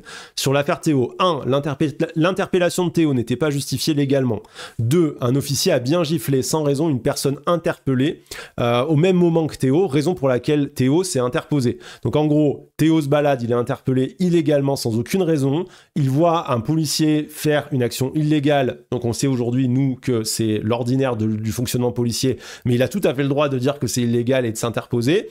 3. Une vidéo montre qu'au moment des coups de matraque, Théo est au sol, plaqué par 2 agents, dont un agent qui le gaze avec une lacrymo à bout portant. Il est au sol, plaqué par 2 personnes, dont une personne qui est en train de le plaquer. Il a perdu son pantalon et les coups de matraque sont donc donnés sans aucune raison légitime. Il y a des vidéos qui montrent ça, hein, que l'IGPN n'a pas dû trouver, comme toujours. Ils ont du mal avec les vidéos, c'est très difficile. 4. Après les coups qui ont provoqué la perforation à l'anus, une perforation de 10 cm. Je sais pas si vous captez 10 cm de perforation, ça peut pas être un geste accidentel. Dans l'anus, c'est quand même, enfin, je veux dire, à un moment donné, j'arrive toujours pas à comprendre cette affaire. J'en parle là, je sais que c'est hyper énervant, mais je préfère vous donner tout ça parce que quand j'ai lu tous ces trucs-là, ça, c'est le défenseur des droits, hein, c'est pas des immondes gauchistes qui ont écrit ça. Hein. Donc, après le coup qui a provoqué la perforation à l'anus, alors que Théo est effondré au sol, les policiers lui assènent d'autres coups de matraque et des crochets dans le ventre. Ils le redressent ensuite et le frappent à 2 reprises au visage contre un mur et sa tête heurte 2 fois le béton. Ils l'emmènent ensuite derrière un mur où un autre film les montre le tabasser et le gazer. Il y a rien qui légitime ça. Quand même Théo, ça aurait été la pire ordure, rien ne légitime ça, c'est de la torture. Ce sont des actes de torture. Mais ça s'arrête pas là. 5. Un équipage de la BAC arrive et s'en prend physiquement aux personnes autour pour les empêcher de filmer, volonté de dissimuler les preuves. 6. Au commissariat, les agents mentent sur leur usage des armes et sur les circonstances. On sait qu'ils ont menti parce qu'ils n'ont pas dit quelles armes ils avaient utilisées. Comme certains n'avaient pas le droit d'utiliser certaines armes, ils ont dit « Ah non, c'est moi qui ai fait ci, c'est moi qui ai fait ça ». Et comme ils n'avaient pas le droit de les utiliser, par exemple sur des gens qui filmaient, qui n'avaient rien fait d'illégal, ils ont dit que c'était une émeute d'une 30aine de personnes qui les attaquaient, ce que les vidéos ont totalement démenti. 7. Au commissariat, un policier prend en photo Théo Donc il y a une perforation à l'anus de 10 cm qui vient d'être tabassée, qui saigne, c'est un enfer. Pour diffuser la photo sur Snapchat, il remarque du sang sur son siège et qu'il saigne, mais ils le mettent en cellule quand même. 8. Le commissaire est informé que Théo a été envoyé à l'hôpital par les pompiers à 21h, mais ne place pas les agents en garde à vue et leur laisse le temps de rédiger un procès verbal commun. Donc non seulement il est informé de tout ça à 21h, mais il va leur laisser, je crois qu'ils vont être mis en cellule à 2h du matin, et il va leur laisser le temps en gros d'accorder leur violon et de se mettre d'accord sur une version. Je voulais vous dire tout ça, c'est pas pour le plaisir. C'est simplement pour vous dire que tous ces éléments qui ont été réunis par le défenseur du droit étaient basés sur des vidéos et qu'il y avait largement de quoi mener une enquête correcte et se dire que dans ce cas-là, on a quand même un jeune homme qui a fini handicapé à vie. Je le redis, en fait, rien ne justifie ça. Quand bien même Théo, il aurait agressé physiquement, mais un coup de poing à un policier, en fait, rien ne justifie d'en arriver à ce niveau de violence, le nombre de tabassages qui ont eu lieu, et à la fin, je suis désolé, mais le fameux coup de matraque accidentel, qui y croit, quoi. Non seulement dans l'affaire Théo, l'IGPN n'est arrivé à aucune de ses conclusions malgré les images, malgré les témoins, mais en plus, les agents de l'IGPN vont témoigner au procès en faveur des policiers, estimant, je cite, que même si Théodore Luaka ne représentait pas un danger en s'opposant à son interpellation, donc ils reconnaissent qu'il représentait aucun danger, le coup était légitime. On ne comprend pas comment ils en arrivent à cette conclusion. Comment tu peux dire dans la même phrase Théodore Luaka ne représentait pas un danger et le coup était légitime. Si Théodore Luaka ne représentait pas un danger, le coup peut pas être légitime. Il n'y a aucune logique à mettre ce coup-là. Puisqu'il n'y a pas de défense, il n'y a aucune légitimité. 7 ans après les faits, parce que systématiquement dans ce genre d'affaires, ça met 1000 ans, c'est ralenti et tout, hein, c'est pas la comparution immédiate quand vous vous faites soulever vous en manif, du coup les policiers seront condamnés, mais condamnés à des peines allant de 3 mois à 12 mois de prison, avec sursis pour l'auteur du coup. La justice a été obligée de les reconnaître responsables, donc ça paraît très peu, mais au moins ils sont condamnés, parce que dans la majorité des cas, ils sont pas condamnés, et je crois qu'ils ont eu 5 ans d'interdiction d'exercer. Le viol n'a pas été retenu, hélas, parce que justement, ils ont dit « Ah non, c'est un coup de matraque accidentel et tout », mais ça, vous vous rendez compte à quel point il faut mentir et réussir. Comment tu peux faire une lésion de 10 cm, une déchirure de 10 cm à l'anus de quelqu'un avec un coup accidentel de matraque, quoi. Enfin, excusez-moi, je veux dire, on en a tous un d'anus, hein, on se rend bien compte que les objets ne rentrent pas par miracle dedans et par accident. C'est aussi accidentel que les gens qui vont aux urgences en disant qu'ils ont glissé sur leur bouteille de shampoing, quoi. Et c'est une démonstration, je trouve, par l'exemple, que le système de contrôle de la police est juste inefficace. C'est en fait très peu dénoncé socialement, parce que les illégalismes, comme je l'explique depuis le départ, en fait sont la base de la structure du fonctionnement policier et en fait favorisent une partie de la population aux dépens des autres. Donc il y a des gagnants de ces illégalismes, il y a des gagnants de ce fonctionnement de l'IGPN. C'est les étudiants de l'école de commerce dans l'exemple de Fassin, quoi. Eux, ça leur va que la police ne respecte pas la loi parce qu'ils peuvent fumer des gens dans la rue. Et ils en ont rien à foutre de savoir qu'il y a des jeunes du même âge qu'eux qui ont pas le droit de s'asseoir sur un banc le soir. Fassin explique à ce propos-là que pour lui, une fonction sociale essentielle, je cite là, du travail policier réside ainsi dans ce processus d'inculcation par la contrainte physique et finalement d'incorporation par la force de l'habitude de l'ordre social. En gros, la police, en agissant de manière différenciée en fonction des publics auxquels elle a affaire, apprend aux uns et aux autres la place qu'ils occupent dans la société. Aux uns, le monde appartient, ils peuvent fumer des joints devant le bar et sortir le soir, ça c'est moi qui rajoute. Aux autres, il faut apprendre qu'ils sont des populations assujetties, que s'ils sortent des clous, on viendra les chercher. Que fait la police ? On a vu que la définition de la police, elle est extrêmement dure. C'est que oui, ce sont ceux qui ont le droit d'utiliser la force, mais que en fait, ils vont surtout avoir une action différenciée en fonction des publics qui va participer à maintenir des hiérarchies et des systèmes de domination sociaux. On n'est pas, en fait, face à des gens qui sont là pour faire respecter la loi. Ils sont là, par contre, pour faire respecter, pas l'ordre, mais un ordre. L'ordre social, et ils le font par la force. Fassin écrit « Loin de se contenter de défendre l'ordre public, les policiers contribuent à la reproduction d'un ordre social dans lequel chacun reste à sa place, ou mieux, apprend à la tenir. » En fait, la police, c'est des matons. C'est comme ça qu'il faut comprendre le truc. Vous avez affaire à des matons comme si vous étiez en cellule dans la société et on vous explique très bien qui a droit à quoi, qui peut faire quoi et comment. Et les exemples, en fait, vous les connaissez. C'est ce dont on parlait dans le live sur la drogue. C'est le fait que on sait tous qu'à la Fashion Week et dans les afters des boîtes de riches, les gens se tabassent à la coque, mais ces gens-là ne sont jamais inquiétés par la police. Il n'y a pas la BAC qui va tourner à la sortie de tous les clubs UP de Paris ou à la sortie du Festival de Cannes pour aller faire les poches des riches.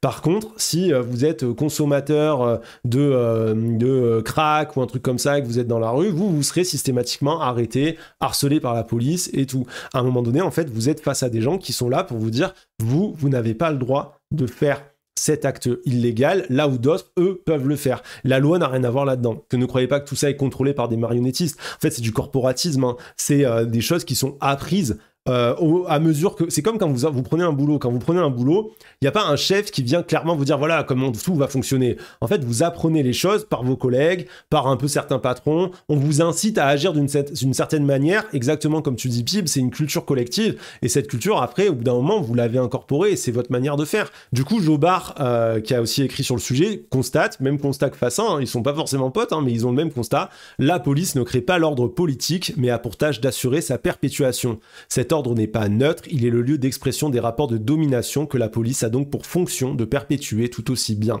En fait, vous êtes dans une société inégalitaire. Vous êtes dans une société de classe où il y a des violences, vous êtes dans une société raciste, sexiste, où il y a un ordre violent avec une domination, et cette domination, elle a besoin d'exercer son pouvoir et de le maintenir. Je le redis, ce ne sont pas des marionnettistes qui agissent, etc. et tout, c'est un système. Le système fonctionne, je veux dire, inconsciemment. Enlevez-vous les trucs un peu complotistes de il y a une volonté obscure de, tu vois. C'est simplement que pour le bourgeois qui est protégé par la police, protéger la police, c'est logique. Et la police qui est protégée par le bourgeois protège le bourgeois. Ça s'observe, ça, vraiment dans les faits. Hein. En 2024, 5 ONG ont attaqué la France après que le Conseil d'État ait reconnu, par exemple, l'existence de contrôles au faciès comprenait d'un profilage racial par la police basé sur les origines réelles ou supposées des interpellés. On voit que voilà, la police a un fonctionnement où il va cibler systématiquement les personnes racisées. Le défenseur du droit note qu'en France, un jeune noir ou arabe a 20 fois plus de risques d'être contrôlé par la police.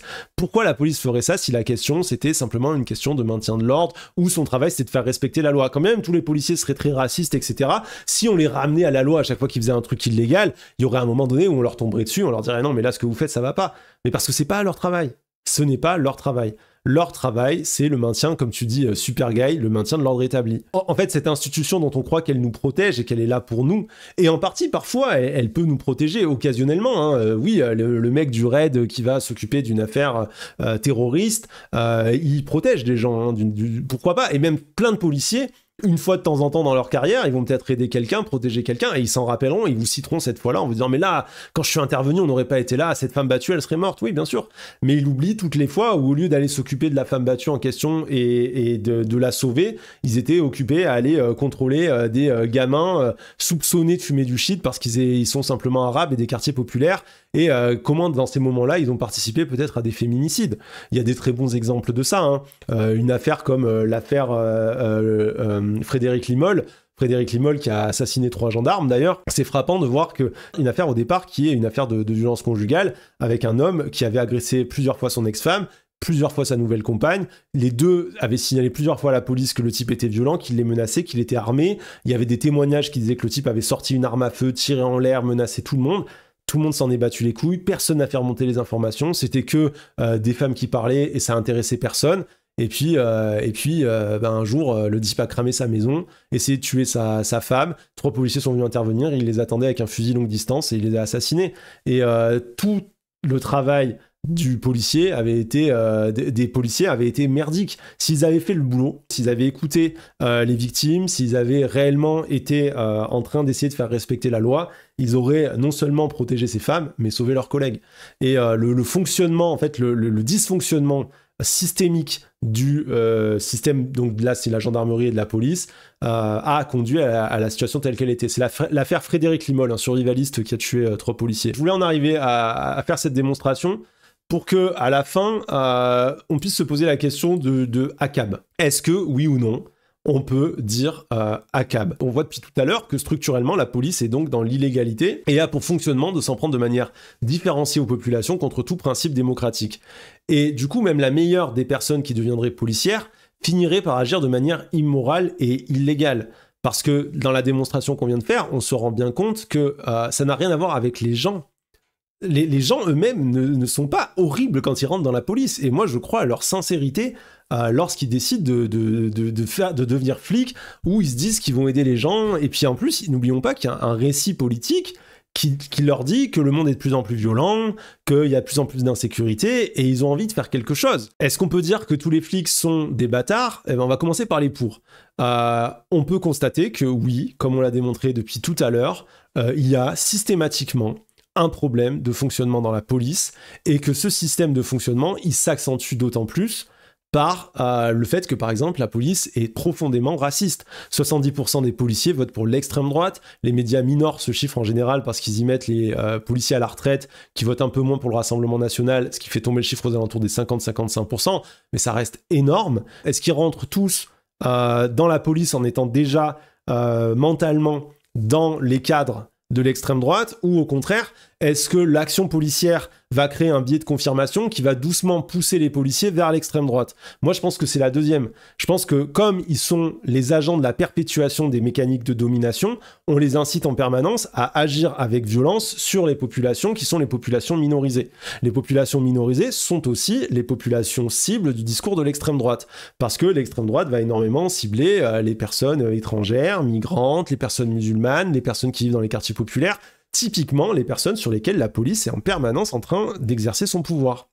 Et les policiers vont arriver sur ces gens en étant d'une extrême brutalité. C'est l'affaire Théo qu'on vient de décrire.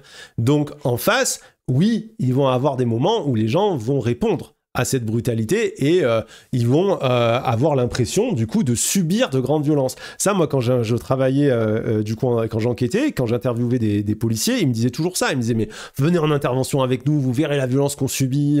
Là, les gens ils arrêteraient de dire qu'on n'a pas le droit d'avoir des armes et tout. Vous vous rendrez compte de ce qui se passe et tout, nanana, machin. Leur action étant une action socialement et politiquement discriminante et raciste, ils finissent par reproduire des violences discriminantes et racistes sur des groupes, et du coup, le fait que ces groupes, de temps en temps, de manière très épisodique, leur renvoient en miroir la violence que eux-mêmes charrient en permanence, à commencer par la violence totalement ordinaire, parce que eux, nous, on pense que aux violences policières au départ, mais quand vous vivez les contrôles tous les jours, moi, pour les avoir vécus, je peux vous raconter le truc, quoi. En fait, c'est une violence inouïe. C'est une violence inouïe, ces gens qui arrivent, qui te plaquent d'un coup contre un mur et tout. Moi, la dernière fois que ça m'est arrivé, c'était il y a quoi, 3 ans, un truc comme ça. Je crois que j'étais déjà en live à l'époque. Je sortais de chez ma mère, quoi.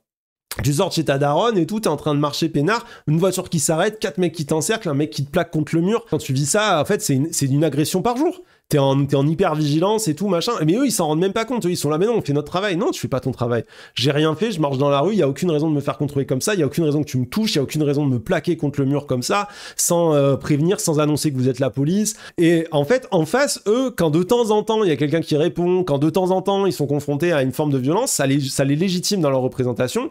Et le fait que cette violence, elle soit faite par les populations qu'ils harcèlent en permanence, si ces mecs harcelés, avec la même constance, disons, je sais pas, pourquoi pas des populations blanches, bourgeoises, chasseurs, des chasseurs par exemple, bon c'est pas eux en campagne, c'est plutôt la gendarmerie, mais imaginons qu'ils aient ces populations-là et qu'ils les harcèlent de la même manière, mais les types qui se prendraient dans la gueule, ils se feraient tirer dessus, hein. Ils se feraient juste tirer dessus, quoi. Mais voilà, là, de temps en temps, il y a un mec, quand il prend une claque, il est pas content, il pousse le policier en face, et là, on leur dit « Ah non, mais attendez, c'est pas possible. » Quand t'as vécu ce genre de truc, toi, tu comprends la violence policière, tu vois, dans un sens, mais les policiers, eux, en inverse, vont avoir l'impression qu'ils sont en permanence victimes de ci, victimes de ça, ce qui va, je pense, inciter un vote Rassemblement National. À mon sens, la police rend raciste, quoi. Vous voyez l'idée ? En gros, c'est pour ça que le ACAB, il est d'autant plus cohérent. C'est à la fois la police t'amène à te conduire comme un bâtard, c'est-à-dire à défendre par exemple tes collègues quand ils vont faire quelque chose d'illégal, à te comporter toi-même en étant en permanence dans l'illégalité et à avoir des comportements hyper problématiques. Mais en plus, ça va renforcer des préjugés et des stéréotypes qui vont conduire les gens à basculer peut-être dans des représentations racistes. Par exemple, Passin, donc dans son enquête, je rappelle qu'il a travaillé en immersion, pas en infiltration, donc les policiers le savaient, mais il travaillait en immersion du coup avec des policiers de la BAC, donc il allait en patrouille avec eux, il passait du temps avec eux, et il note que par rapport au racisme, dans les semaines qui précédèrent et suivirent l'élection annoncée finalement remportée par Nicolas Sarkozy, le local de la brigade anticriminalité se couvrit de posters et d'autocollants à caractère ouvertement raciste et xénophobe. Lors des sorties en patrouille dans la ville, le chef de l'unité et des membres de plusieurs équipages arboraient fièrement un t-shirt noir sur lequel on pouvait lire, entre un drapeau français et un casque franc, l'inscription « Patriote 732 ». Les chiffres se référaient à la bataille de Poitiers, dont le récit national a fait un événement historique marquant l'arrêt de la progression des Arabes vers le nord et symbolisant la victoire de l'Europe chrétienne sur l'envahisseur musulman. Non seulement le racisme, il est normalisé, banalisé, au sein des commissariats, mais en plus il se le montre, et ce que raconte Fassin, c'est qu'il dit, bah oui, tous les policiers sont pas 100% acquis au Rassemblement National, mais en réalité, quand ces policiers ont ces actions racistes, aucun de leurs collègues ne les dénonce, aucun de leurs collègues ne leur fait de remarques, en fait c'est considéré comme absolument ordinaire. On en vient du coup à une situation où on peut se dire, si on prend en compte toutes les personnes tuées par la police, les Adama Traoré, Cédric Chouviat, Zinem Redouane, Steve Maya Kaniko, les affaires comme l'affaire Théo, dont on a vu que c'est typiquement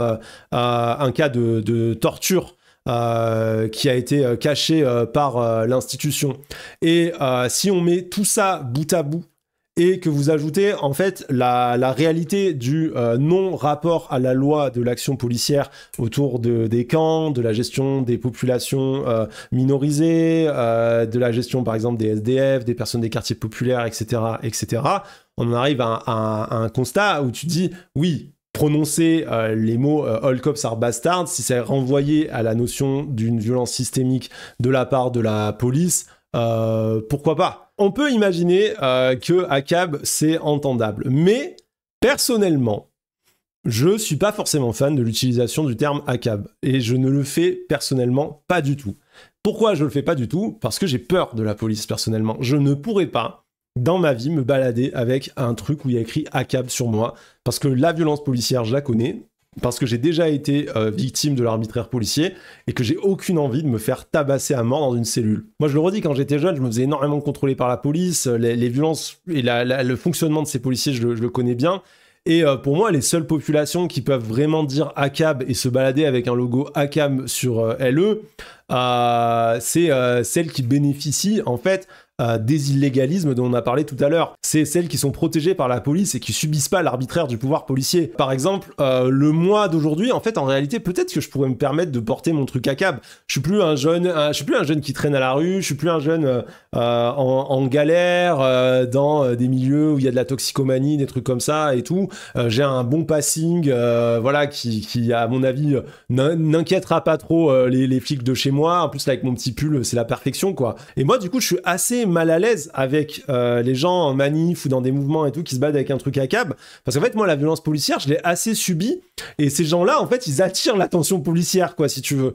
Et je pense, tu vois, si vous êtes en manif avec des personnes racisées, queer, LGBT+, tout ça qui peuvent subir les violences policières, rendez-vous bien compte que votre truc ACAB il va peut-être attirer une attention policière qui va pas finir par vous tomber sur la gueule, ça va finir par tomber peut-être sur les personnes habituelles qui sont les victimes ordinaires de la violence policière. Même si le terme est intéressant et que la revendication politique est intéressante, dans un sens, pour moi, elle met aussi en danger des gens. Et du coup, je sais pas ce que vous en pensez, hein, je veux bien en discuter avec vous, hein, je suis pas sûr d'avoir raison. En fait, même si moi je le fais avec mon petit pull centriste et que je risque rien, que je vais dans une manif et qu'à côté c'est mon pote qui est sans pape qui se fait choper, en fait c'est pas forcément efficace. Autant en ligne et tout, ça me dérange pas, parce que bon, à la fin, voilà, tu vois, c'est pas forcément très problématique. Autant dans des endroits où, en fait, il y a peut-être des personnes qui sont beaucoup plus exposées de vous et qui risquent beaucoup plus qu'une garde à vue, genre une expulsion ou un truc comme ça, je pense que peut-être qu'il faut réfréner ce genre de problème. Je connaissais une meuf à Marseille. Elle avait, c'était une instite blanche, privilégiée de ouf et tout. Elle avait mis un énorme tissu avec écrit ACAB à sa fenêtre. Et elle avait été hyper choquée qu'un jour les flics arrivent, rentrent de force dans son appart et arrachent sa banderole avec écrit ACAB en disant « Ouais, mais c'est illégal et pourquoi ils font ça? Ils n'ont pas le droit de faire ça et tout. » Et moi, j'étais là quand elle me racontait ça. Je me disais « Mais si ça te choque ça, pourquoi t'as écrit ACAB au départ en fait ?» C'est quoi? C'est de la performance militante en fait. Enfin, je veux dire, c'est précisément parce que les flics font ça qu'on dit ACAB. Donc si t'es choqué en fait que les flics puissent faire un truc illégal à toi, en fait c'est juste que tu viens de découvrir l'ordinaire de la plupart des gens. Donc au final, est-ce que tu utilisais pas le terme plus pour te donner un genre, tu vois, militant, que pour défendre quelque chose qui était en fait quelque chose que t'avais vraiment compris? Parce que la meuf, elle nous parlait de ça comme si elle était victime de l'affaire du siècle, quoi. Alors que, ben, en fait, t'as aggro les flics, là, hein, t'as quand même cherché, tu vois. Je dis pas qu'ils avaient le droit de le faire, mais il y a les 3/4 des gens, ils ont pas le privilège de pouvoir se permettre d'écrire nique la police chez eux, ils ont quand même des problèmes, hein. Je suis militant blanc, déjà, j'en pouvais plus des ACAB parce qu'effectivement, ça les vénère pour R, c'est quoi l'intérêt? Et je suis pas fan des lacrymos, mais ton argument me conforte encore plus, c'est de la performativité, ça met en danger. Voilà, moi j'ai cette sensation avec toi de performativité, de gens qui veulent se donner aussi un air militant, montrer leur, voilà, qu'ils sont à fond dans la lutte contre les violences policières et tout. Mais je me demande, enfin, si à la fin c'est pas ne manquer enfin, en tout cas, ne pas prendre en compte la manière dont ça veut surexposer certains groupes, hein. Sur la question d'abolir la police, je trouve que c'est intéressant parce que c'est une corollaire d'ACAB. C'est qu'à un moment donné, on en vient à se dire, mais du coup, la police, là, telle qu'elle est, c'est un enfer. Et est-ce qu'on doit partir du principe que c'est une institution non fonctionnelle et donc, dans ce cas, considérer qu'il ne devrait plus y avoir cette institution dans la forme qu'elle a. Personnellement, je suis assez partagé sur la question. Parce que, en fait, dans un sens, faire disparaître la police, ça revient à ne pas se rendre compte que on ne fera jamais disparaître la nécessité du maintien d'un ordre social. Dans toutes les sociétés, quelles qu'elles soient, il y a des formes de contrôle social, des autorités morales, religieuses, politiques, qui exercent une fonction de police d'une certaine manière. Ça s'appelle pas la police, mais la fonction de ces institutions, ça va être de contrôler les comportements de la même manière que la police, avec une forme de coercition. Agir en groupe, c'est produire en permanence des normes d'action et de contraintes, dès lors qu'il s'agit de faire communauté. Si vous êtes à plusieurs, vous allez contraindre un certain nombre de choses, c'est tout. Vous n'allez pas crier, par exemple, vous êtes avec une autre personne, vous n'allez pas crier tout le temps, la personne va dire, bah, tu cries beaucoup là, c'est chiant. Contrainte, hop, contrainte. Donc, se pose une question, c'est si on abolit la police, c'est-à-dire vraiment on dit il n'y a plus de police, en fait on abolit une institution qui, au départ, en fait, porte un idéal. Parce que la police, aujourd'hui, elle est non fonctionnelle, soyons bien d'accord, hein. Mais au départ, c'est un idéal républicain, intéressant parce que c'est un idéal rationalisé du contrôle social. J'insiste, la police ne fonctionne pas, hein. Mais l'idée en elle-même, est-ce qu'elle est vraiment horrible? Est-ce qu'elle est si mauvaise? Est-ce qu'on veut revenir, par exemple, à un droit coutumier qui serait maintenu par la majorité la plus forte, ce qui se fait dans plein d'endroits? En gros, vous êtes dans un village et la loi, c'est une norme assez floue qui s'applique plus ou moins aux uns et aux autres, ce qui est un peu ce qui se passe avec la police, mais de manière encore plus floue, et vous avez une autorité qui est détenue par la majorité en place et qui va interdire un certain nombre de comportements, par exemple le droit d'être LGBT, au hasard. Ça, c'est des choses qu'on a bien connues en Occident et qu'on connaissait il n'y a pas si longtemps. Donc, dans la police, il y a quand même un idéal qui est un idéal républicain.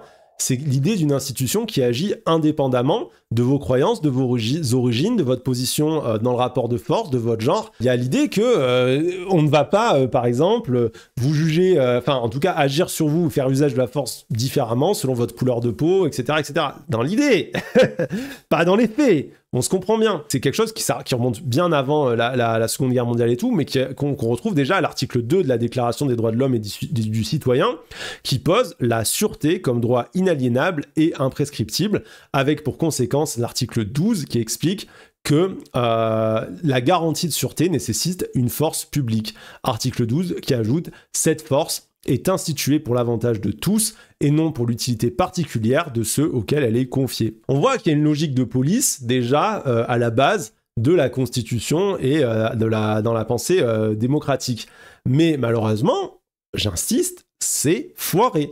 Dans la pratique, cette force produit des discriminations et lors de l'histoire, elle a eu de cesse de servir des pouvoirs dominants plus que le peuple. La phrase finale, hein, cette force est instituée pour l'avantage de tous et non pour l'utilité particulière de ceux auxquels elle est confiée, elle est démentie par les 20 000 fusillés de la Commune de Paris, les morts du métro Charonne, Cédric Chouviat, Adama Traoré, les 13 000 déportés du Veldiv par la police parisienne, dont seule une centaine ont survécu. C'est de la théorie, mais dans les faits, ça n'a pas hyper bien fonctionné. On voit bien que la police, en fait, telle que nous la connaissons, n'est pas du tout une force publique au service de tous, comme nous l'avaient promis les révolutionnaires. En réalité, elle est, pour citer Marx, mon Dieu, je cite Marx, attention, ça a marqué d'une pierre rouge, je sais pas si ça réarrivera tout de suite bientôt.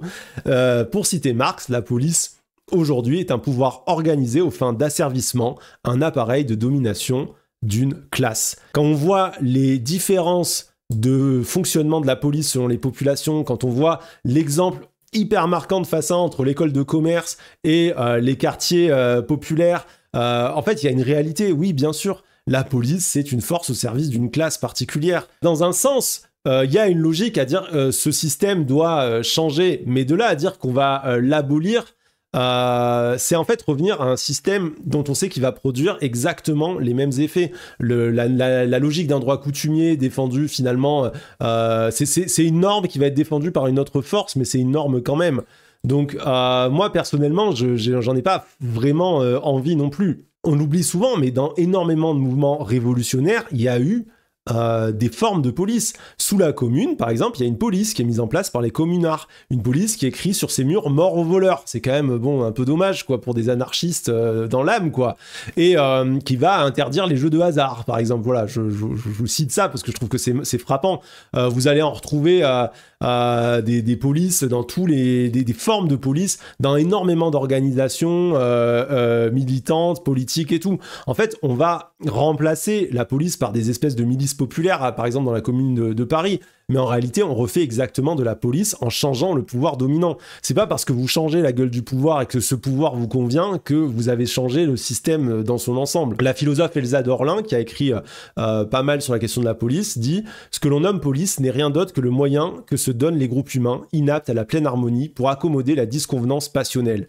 Ainsi, tout mode de régulation relèverait conceptuellement de la police. Les médiateurs zapatistes, le cycle des 12 de la ZAD de Notre-Dame-des-Landes ou la garde civile démocratiquement élue, tout cela ne serait que police historiquement modulée. » Et je trouve que c'est assez vrai, en fait. La police, c'est pas juste un type avec un képi, et en fait, c'est ce qu'on dit depuis le départ. C'est un groupe détenteur de la force au service d'un pouvoir dominant, ce qui va lui donner la violence légitime dont parle Max Weber. C'est en fait la violence est légitime parce que le pouvoir dominant la rend légitime, pas parce qu'elle est légale, pas parce que vous pensez tous qu'elle est légitime. Des polices, vous en croisez partout. Il y a une police dans vos associations, il y a une police dans vos assemblées, il y a une police dans vos festivals autogérés. Ça va être un groupe d'une manière ou d'une autre qui va agir à la pacification des comportements, la gestion du groupe, de la communauté et tout. Et surtout, ça montre que, parce qu'il y a des vrais partisans de l'abolitionnisme qui, eux, disent qu'il faut abolir totalement la police et qui défendent que non, on peut abolir la police et qu'il n'y aura pas d'autres ordres sociaux qui viendraient s'y substituer. Il n'y aura pas une autre forme de police. Pour eux, donc les partisans de l'abolitionnisme, qui sont souvent des anarchistes et tout, il existerait une espèce d'ordre naturel pré-étatique dans lequel tous les humains pourraient vivre en harmonie. Et ça, c'est une idée qui est quand même assez ouf, quoi. Ils aiment bien prendre des exemples qui sont basés sur le comparatisme culturel pour citer des sociétés sans police dans le lointain passé, pour dire oui, alors à telle époque ou à tel endroit, voilà, regardez, eux ils n'ont pas de police et finalement tout se passe très bien, donc nous on pourrait faire la même chose et tout. Donc non seulement c'est une idéaliste comme tu dis Tchorba, mais en plus en fait c'est quand même vachement dans un mythe du bon sauvage, quoi, qui a beaucoup marqué la pensée anarchiste à ses débuts, l'idée que d'autres cultures, dans d'autres endroits, les gens vivraient d'une manière totalement idyllique qui n'est pas forcément réaliste. Par exemple, l'anarchiste du 18e Élisée Reclus disait « Je pourrais citer en premier lieu diverses peuplades dites sauvages qui même de nos jours vivent en parfaite harmonie sociale sans avoir besoin de chef, ni de loi, ni d'enclos, ni de force publique. » C'est gentil, mais c'est un regard occidental hyper exotisant et teinté d'orientalisme qui va vraiment penser l'autre dans un miroir politique de soi sans vraiment chercher à le connaître.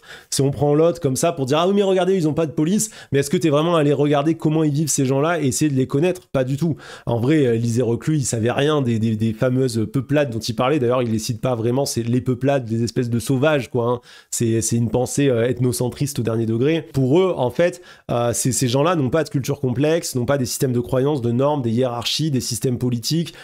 C'est penser en fait que des gens qui ne rentrent pas dans les codes de l'Occident, qui se voient comme la seule civilisation du monde, seraient décivilisés. Mais en fait non, ces gens ont aussi leur civilisation, ont aussi construit des modes de pensée, des manières d'être, et du coup des formes de police aussi. La force publique que ne voit pas Élisée Reclus dans ses peuplades, en fait c'est tout simplement parce qu'il ne cherche la force publique que dans un système qui serait le décalque du nôtre, en refusant de voir que en fait il y a des forces publiques qui vont s'exercer d'une autre manière. Le regard voilà un peu exotisant qu'il y a chez les abolitionnistes totales de la police, finalement il nous empêche de réfléchir concrètement à ce qui pourrait être mis en place et pensé comme un idéal politique atteignable. Et en plus de ça, en fait, pour moi, c'est un système qui finirait par servir un autre ordre dominant. Parce que ce qui est perçu comme naturel, pour reprendre Michel Foucault, dont vous savez que je parle souvent, mais en réalité, ce qu'on perçoit comme naturel dans une société, c'est généralement ce qui est dominant et pas ce qui est naturel. Cet ordre naturel qui se mettrait en place, etc., ce serait juste, en fait, un groupe dominant qui instituerait son système d'ordre avec son système de domination, et on aura toujours en fait un maintien de l'ordre, mais ce sera un maintien coutumier qui sera désinstitutionnalisé, qui dépendra d'un pouvoir du moment, qui sera peut-être notre pouvoir à nous, hein. Ce sera peut-être nous le pouvoir dominant, génial, trop bien et tout, mais en fait, est-ce que ça en fera pas un pouvoir injuste pour autant? Parce que si, nous on a nos angles morts, on a les angles morts de notre époque, de notre pensée, comme Élisée Reclus, il a les angles morts de la connaissance de son temps, moi j'ai les angles morts de la connaissance du mien. Du coup, je serais enfermé dans la vision de mon temps, et en voulant faire bien, en croyant faire au mieux, en fait, je serais moi-même en train de maintenir une domination qui finira par être injuste, discriminante et violente envers celles et ceux dont je n'ai pas identifié que je participe à la domination. C'est là où, pour moi, c'est intéressant, le concept de police au sens institutionnel démocratique, c'est de se dire on met en place quelque chose pour prévenir une forme de maintien de l'ordre en disant que de toute façon il y en aura une qui va se mettre en place, mais on essaye de faire en sorte qu'elle soit le plus respectueuse de la société dans son ensemble. Et c'est là où pour moi l'alternative logique à mon sens c'est de croire en fait qu'il faut un maintien de l'ordre qui soit réellement constitutionnel, qui ressemble à la proposition de notre constitution et qui soit donc réellement républicain. Et donc, est-ce que ça veut dire réformer la police ou lui substituer une autre institution? Au fond, je trouve que la question, elle se pose à peine, parce que c'est la même chose. Si on réforme profondément la police pour qu'elle corresponde à l'idéal constitutionnel qu'on lui connaît, ou qu'on y substitue une autre institution qui fait la même chose, ce sera de toute façon une révolution tellement profonde qu'on ne reverra plus jamais la police qu'on a connue. Du coup, ça voudrait dire demander un respect réel des cadres légaux et administratifs, demander un contrôle indépendant des forces de l'ordre, demander une égalité de traitement entre les citoyens, demander une désescalade de la violence qui commence par désarmer les policiers, ce qui sera mon dernier point et après on s'arrêtera, notamment les policiers au contact de la population. Et tout ça, en fait, ça devient beaucoup plus réaliste, je trouve, en termes de demande et d'exigence politique, que de prétendre abolir totalement la police. Et surtout, quand bien même on n'arrive pas à tout faire, et qu'on arrive à amener qu'une seule mesure. Et par exemple, cette mesure, c'est juste désarmer la police. Et pour les populations qui sont victimes des violences policières, ça met une réalité, une immédiateté beaucoup plus forte dans le fait que leur réel va devenir beaucoup moins insécuritaire. Parce que tous ces petits points de réforme qu'on peut défendre sur un plateau de télé, qu'on peut défendre dans des propositions de loi qui pourraient peut-être être votées même par des oppositions avec lesquelles on n'est pas du tout d'accord, qui ne voteraient jamais une abolition totale et une disparition totale de la police, soyons clairs, ça permettrait en fait de protéger les premières personnes concernées par les violences policières, à savoir leurs victimes. Je pense qu'un combat politique aujourd'hui qu'il faut vraiment défendre, c'est qu'il faut désarmer la police. Donc comme je vous l'ai dit, moi j'ai enquêté beaucoup sur des policiers et j'ai fait des stages de tir avec des flics. Donc j'ai quand même une opinion assez tranchée sur la question. On va être clair, les flics ne savent pas tirer. Ils ont une arme à la ceinture tous les jours, ils sont en permanence en capacité de vous mettre une balle selon les circonstances, et c'est des gens qui ne savent pas s'en servir. C'est un truc de ouf. À l'époque où j'enquêtais, ils tiraient que 2 fois par an, aujourd'hui c'est 3, 30 balles tirées par séance, c'est que dalle, hein. 30 balles ça part très très vite. Et c'est beaucoup trop peu pour des gens dont on attend qu'ils soient capables d'utiliser une arme sous stress, qu'ils soient capables d'avoir une pensée rationnelle en utilisant une arme à feu. C'est trop peu pour savoir bien tirer, mais c'est aussi trop peu pour savoir quand tirer. Parce que c'est pas le seul truc, c'est pas de savoir quand bien cadrer, bien viser. T'es pas un concours de tir. c'est une décision d'une seconde qui peut coûter une vie si tu fais le mauvais choix, si t'as mal interprété la situation, si t'as confondu une perceuse avec une mitraillette, tu tues un type qui était en train de faire un trou dans sa clôture, quoi. Il y a une réalité qu'on a observée ces derniers temps, c'est que dans les affaires de contrôle routier, comme Naël, comme Rihanna, etc., à chaque fois, on voit une mauvaise utilisation de l'arme, où personne n'est en danger et des gens sont tués, alors que si on est rationnel, les mêmes contrôles sans armes auraient évité des victimes innocentes. Donc non seulement ils savent pas tirer, mais ils savent pas quand tirer, donc déjà pour moi, il faut leur enlever les flingues. Je pense qu'ils n'en ont pas besoin. Parce que contrairement à une croyance populaire, les policiers n'ont quasiment jamais à faire usage de leurs armes dans leur carrière. Il n'y a pas de fusillade tous les jours, c'est pas vrai. On n'est pas dans un putain de film. D'ailleurs, on a le cas de la Grande-Bretagne qui est un super bon exemple. En Grande-Bretagne, 95% des policiers sont désarmés.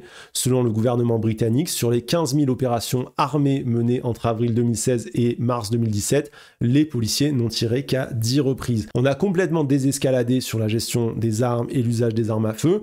Au résultat, ça a drastiquement baissé l'usage des armes et le fait de tirer des coups de feu. En comparaison, selon l'IGPN, en France, le recours aux armes à feu par les policiers français a augmenté de 54% en 2017, avec 394 tirs dénombrés cette année-là. Rien qu'entre 2021 et 2023, juste sur le refus d'obtempérer, 18 personnes ont été tuées par la police. Il faut vraiment se rendre compte que les armes à feu, aujourd'hui, ne protègent personne, parce qu'on n'est pas dans des cas où ils ont réellement besoin d'utiliser l'arme et de faire feu avec l'arme, mais en plus, en fait, en réalité, elles empirent la situation et elles font monter en tension des situations qui n'auraient pas dû finir avec un mort. Mais le terrorisme! Mais en fait, dans le cadre du terrorisme, ça ne change rien. Lors de l'attentat de Charlie Hebdo, les frères Kouachi ont croisé le policier armé chargé de la protection de la rédaction, une patrouille à vélo, une voiture de police, une autre patrouille de police à vélo, dont ils ont tué un membre, et suite à un échange de coups de feu, puis ils se sont enfuis en étant poursuivis par la police. Tous les policiers qu'ils ont rencontrés à ce moment-là étaient armés. Tous les policiers étaient armés, ça n'a servi à rien. Tous ceux qui ont sorti leurs armes sont morts. C'est le GIGN qui va finalement abattre les frères beaucoup plus tard. Et c'est normal. Tout le monde n'est pas capable de faire face à des terroristes. Il faut des gens qui sont des experts. Et la dernière chose qu'on veut, c'est des policiers en stress, paniqués, qui sont persuadés qu'il y a du terrorisme partout, qui utilisent leurs armes dans de mauvaises situations et qui tirent sur les mauvaises personnes. La réalité, c'est que désarmer la police au contact de la population, c'est pas en fait insécuriser la population, c'est simplement spécialiser l'usage de l'arme à des groupes spécifiques de la police et dire les autres n'en ont pas besoin, au quotidien ça sert à rien, ça les protège pas plus, hein. Je vous rappelle que ce qui protège un policier c'est son uniforme, à s'en prendre à un policier c'est s'en prendre à la loi, c'est encourir des peines extrêmement lourdes, c'est pas le fait de porter une arme qui fait que les gens n'attaquent pas les policiers dans la rue tous les jours. L'expérience du port d'armes c'est vraiment un rappel permanent de l'imaginaire sécuritaire. T'es pas juste quelqu'un qui est en train de marcher dans la rue, t'es quelqu'un qu'on va peut-être tuer, qui doit peut-être devoir faire face, parce que cette arme c'est ça qu'elle te dit, elle te dit quelqu'un va venir t'assassiner, tu devrais être prêt à dégainer, à t'en servir. En fait, c'est une brutalisation de fait de la gestion policière de l'ordre public. Rien que le fait de porter l'arme te rend plus dangereux parce que ton imaginaire change. Ça, c'est un truc que j'avais beaucoup observé quand je travaillais sur les survivalistes. Les gens qui portaient une arme au quotidien étaient généralement beaucoup plus violents que les autres. Pas parce que, en fait, ils étaient violents de base, mais en fait, l'arme les mettait dans un truc où ils étaient persuadés qu'à tout moment, quelqu'un allait venir les buter. Et comme ils étaient dans cette représentation permanente, en fait, ils étaient dans un truc où ils se disaient je vais sortir mon arme, là, on va m'attaquer, nanana. Et ça finissait avec la fameuse histoire que je raconte dans mon bouquin, avec le type qui finit par braquer son gamin en rentrant chez lui parce qu'il est persuadé que c'est un voleur. Les policiers ne doivent pas se battre tous les jours pour leur vie, c'est n'importe quoi. Les policiers doivent se battre pour leur douleur d'épaule parce qu'ils en ont marre de porter tous les jours des gilets pare-balles qui servent à rien. Les policiers doivent se battre contre l'ennui parce qu'ils s'emmerdent. C'est vraiment ça la majorité du temps. Et s'il y a un mec avec un couteau qui est en train de faire je sais pas quoi et qu'on les appelle pour une intervention avec un type violent et dangereux avec un couteau et qu'ils ont une arme, pourquoi pas, dans le coffre de leur voiture, ils peuvent tout à fait prendre l'arme dans le coffre de la voiture et ça ira. Il y a plein de pays qui fonctionnent comme ça et les gens se font pas plus tuer que chez nous. Hein. Désarmer la police, c'est vraiment changer le paradigme du maintien de l'ordre. C'est enlever l'arbitraire du meurtre de la liste des illégalismes possibles du policier ordinaire. Ça veut dire que pour toute une partie de la population, tous les jours, il n'y a plus cette possibilité que le flic vienne t'assassiner. Alors oui, bien sûr, il pourra toujours t'assassiner en t'étranglant, en te tapant sur la tête avec une brique, mais il y a quand même, ça enlève quand même un énorme truc que le type puisse plus juste sortir une arme et te mettre une balle. Un peu comme au Bataclan, le flic qui a réussi à tuer un des terroristes, a sauvé la vie de plusieurs personnes. Je pense que tu confonds, Miss Nick, c'était pas un flic qui était présent au Bataclan, c'était une voiture de la BAC qui a été prévenue de ce qui se passait au Bataclan alors qu'ils étaient en train de rentrer, qui se sont déplacés, qui sont venus jusqu'au Bataclan. Donc ça veut dire que là, s'ils avaient des armes, par exemple, dans le coffre de la voiture, ils auraient pu les prendre. D'ailleurs, ils avaient des gilets pare-balles, je crois, dans le coffre, ils ont oublié de les mettre. Ils sont rentrés au Bataclan, ils ont tiré, et ça a été très questionné. Par les spécialistes de la sécurité, ça a posé beaucoup de questions. En fait, si vous voulez, c'est pas pour rien que le GIGN, ils établissent des plans, ils rentrent, etc. On ne sait pas, par exemple, quelles charges d'explosifs ont été placées, on ne sait pas quel est le type de prise d'otage. En fait, ça demande une vraie connaissance avant d'intervenir. Tu peux pas intervenir n'importe comment dans une situation comme celle-là. En fait, ce qu'ils ont fait, ça partait pour le coup d'un bon sentiment, et je pense qu'ils ont voulu faire au mieux.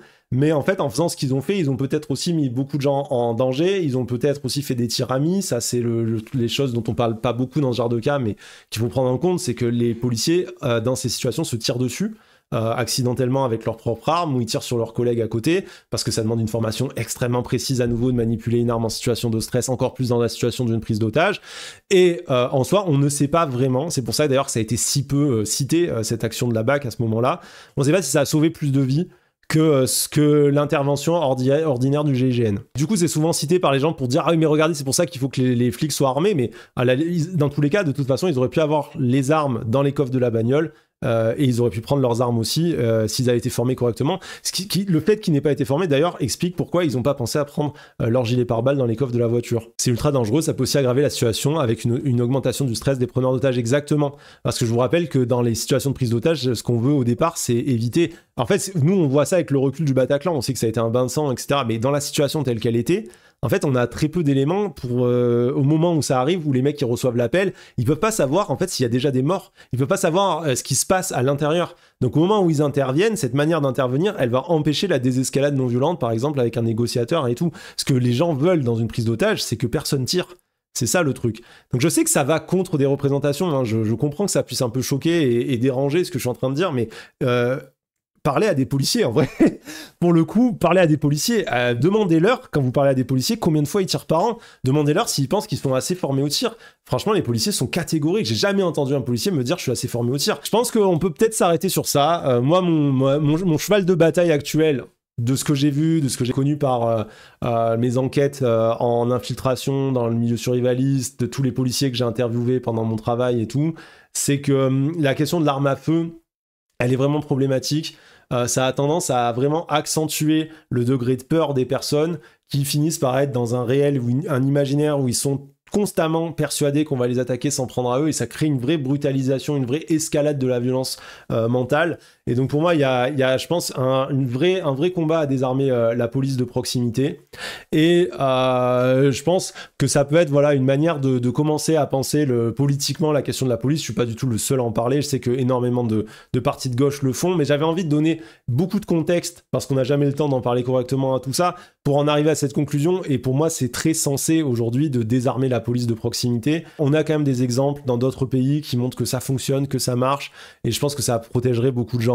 J'espère que ça vous a plu, j'espère que ça vous aura intéressé. Je trouvais ça sympa de faire ce live après l'interview de Poutou, puisqu'on avait parlé de désarmer la police. Je trouve que les deux lives se répondent bien.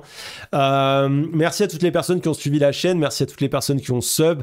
Voilà, n'hésitez pas à envoyer un peu de force, ça fait trop plaisir, ça me permet de continuer à travailler, d'être indépendant, et de pouvoir proposer 4 heures de live sur la police avec le plus de sources possible. Je trouve que c'est quand même chouette. Et puis j'ai beaucoup aimé préparer ce live et découvrir toute l'introduction, tout ce dont on a parlé au début sur cette question de la légalité, de l'illégalité. Je trouve que c'est des sujets dont personnellement j'avais très peu entendu parler, et je pense que c'est des choses qu'on doit plus mettre en avant, parce que ça remet en question tellement de représentations et de préjugés, de stéréotypes. Et évidemment, il y a beaucoup d'autres choses à dire, plein d'autres gens que j'ai pas cités, plein de gens qui ont fait un travail extraordinaire sur la police dont j'ai pas parlé. On pouvait pas parler de tout. Je voulais cibler un angle que j'avais vu assez peu représenté dans les discours de gauche. On se retrouve lundi, et sur ce, bon week-end. Ciao!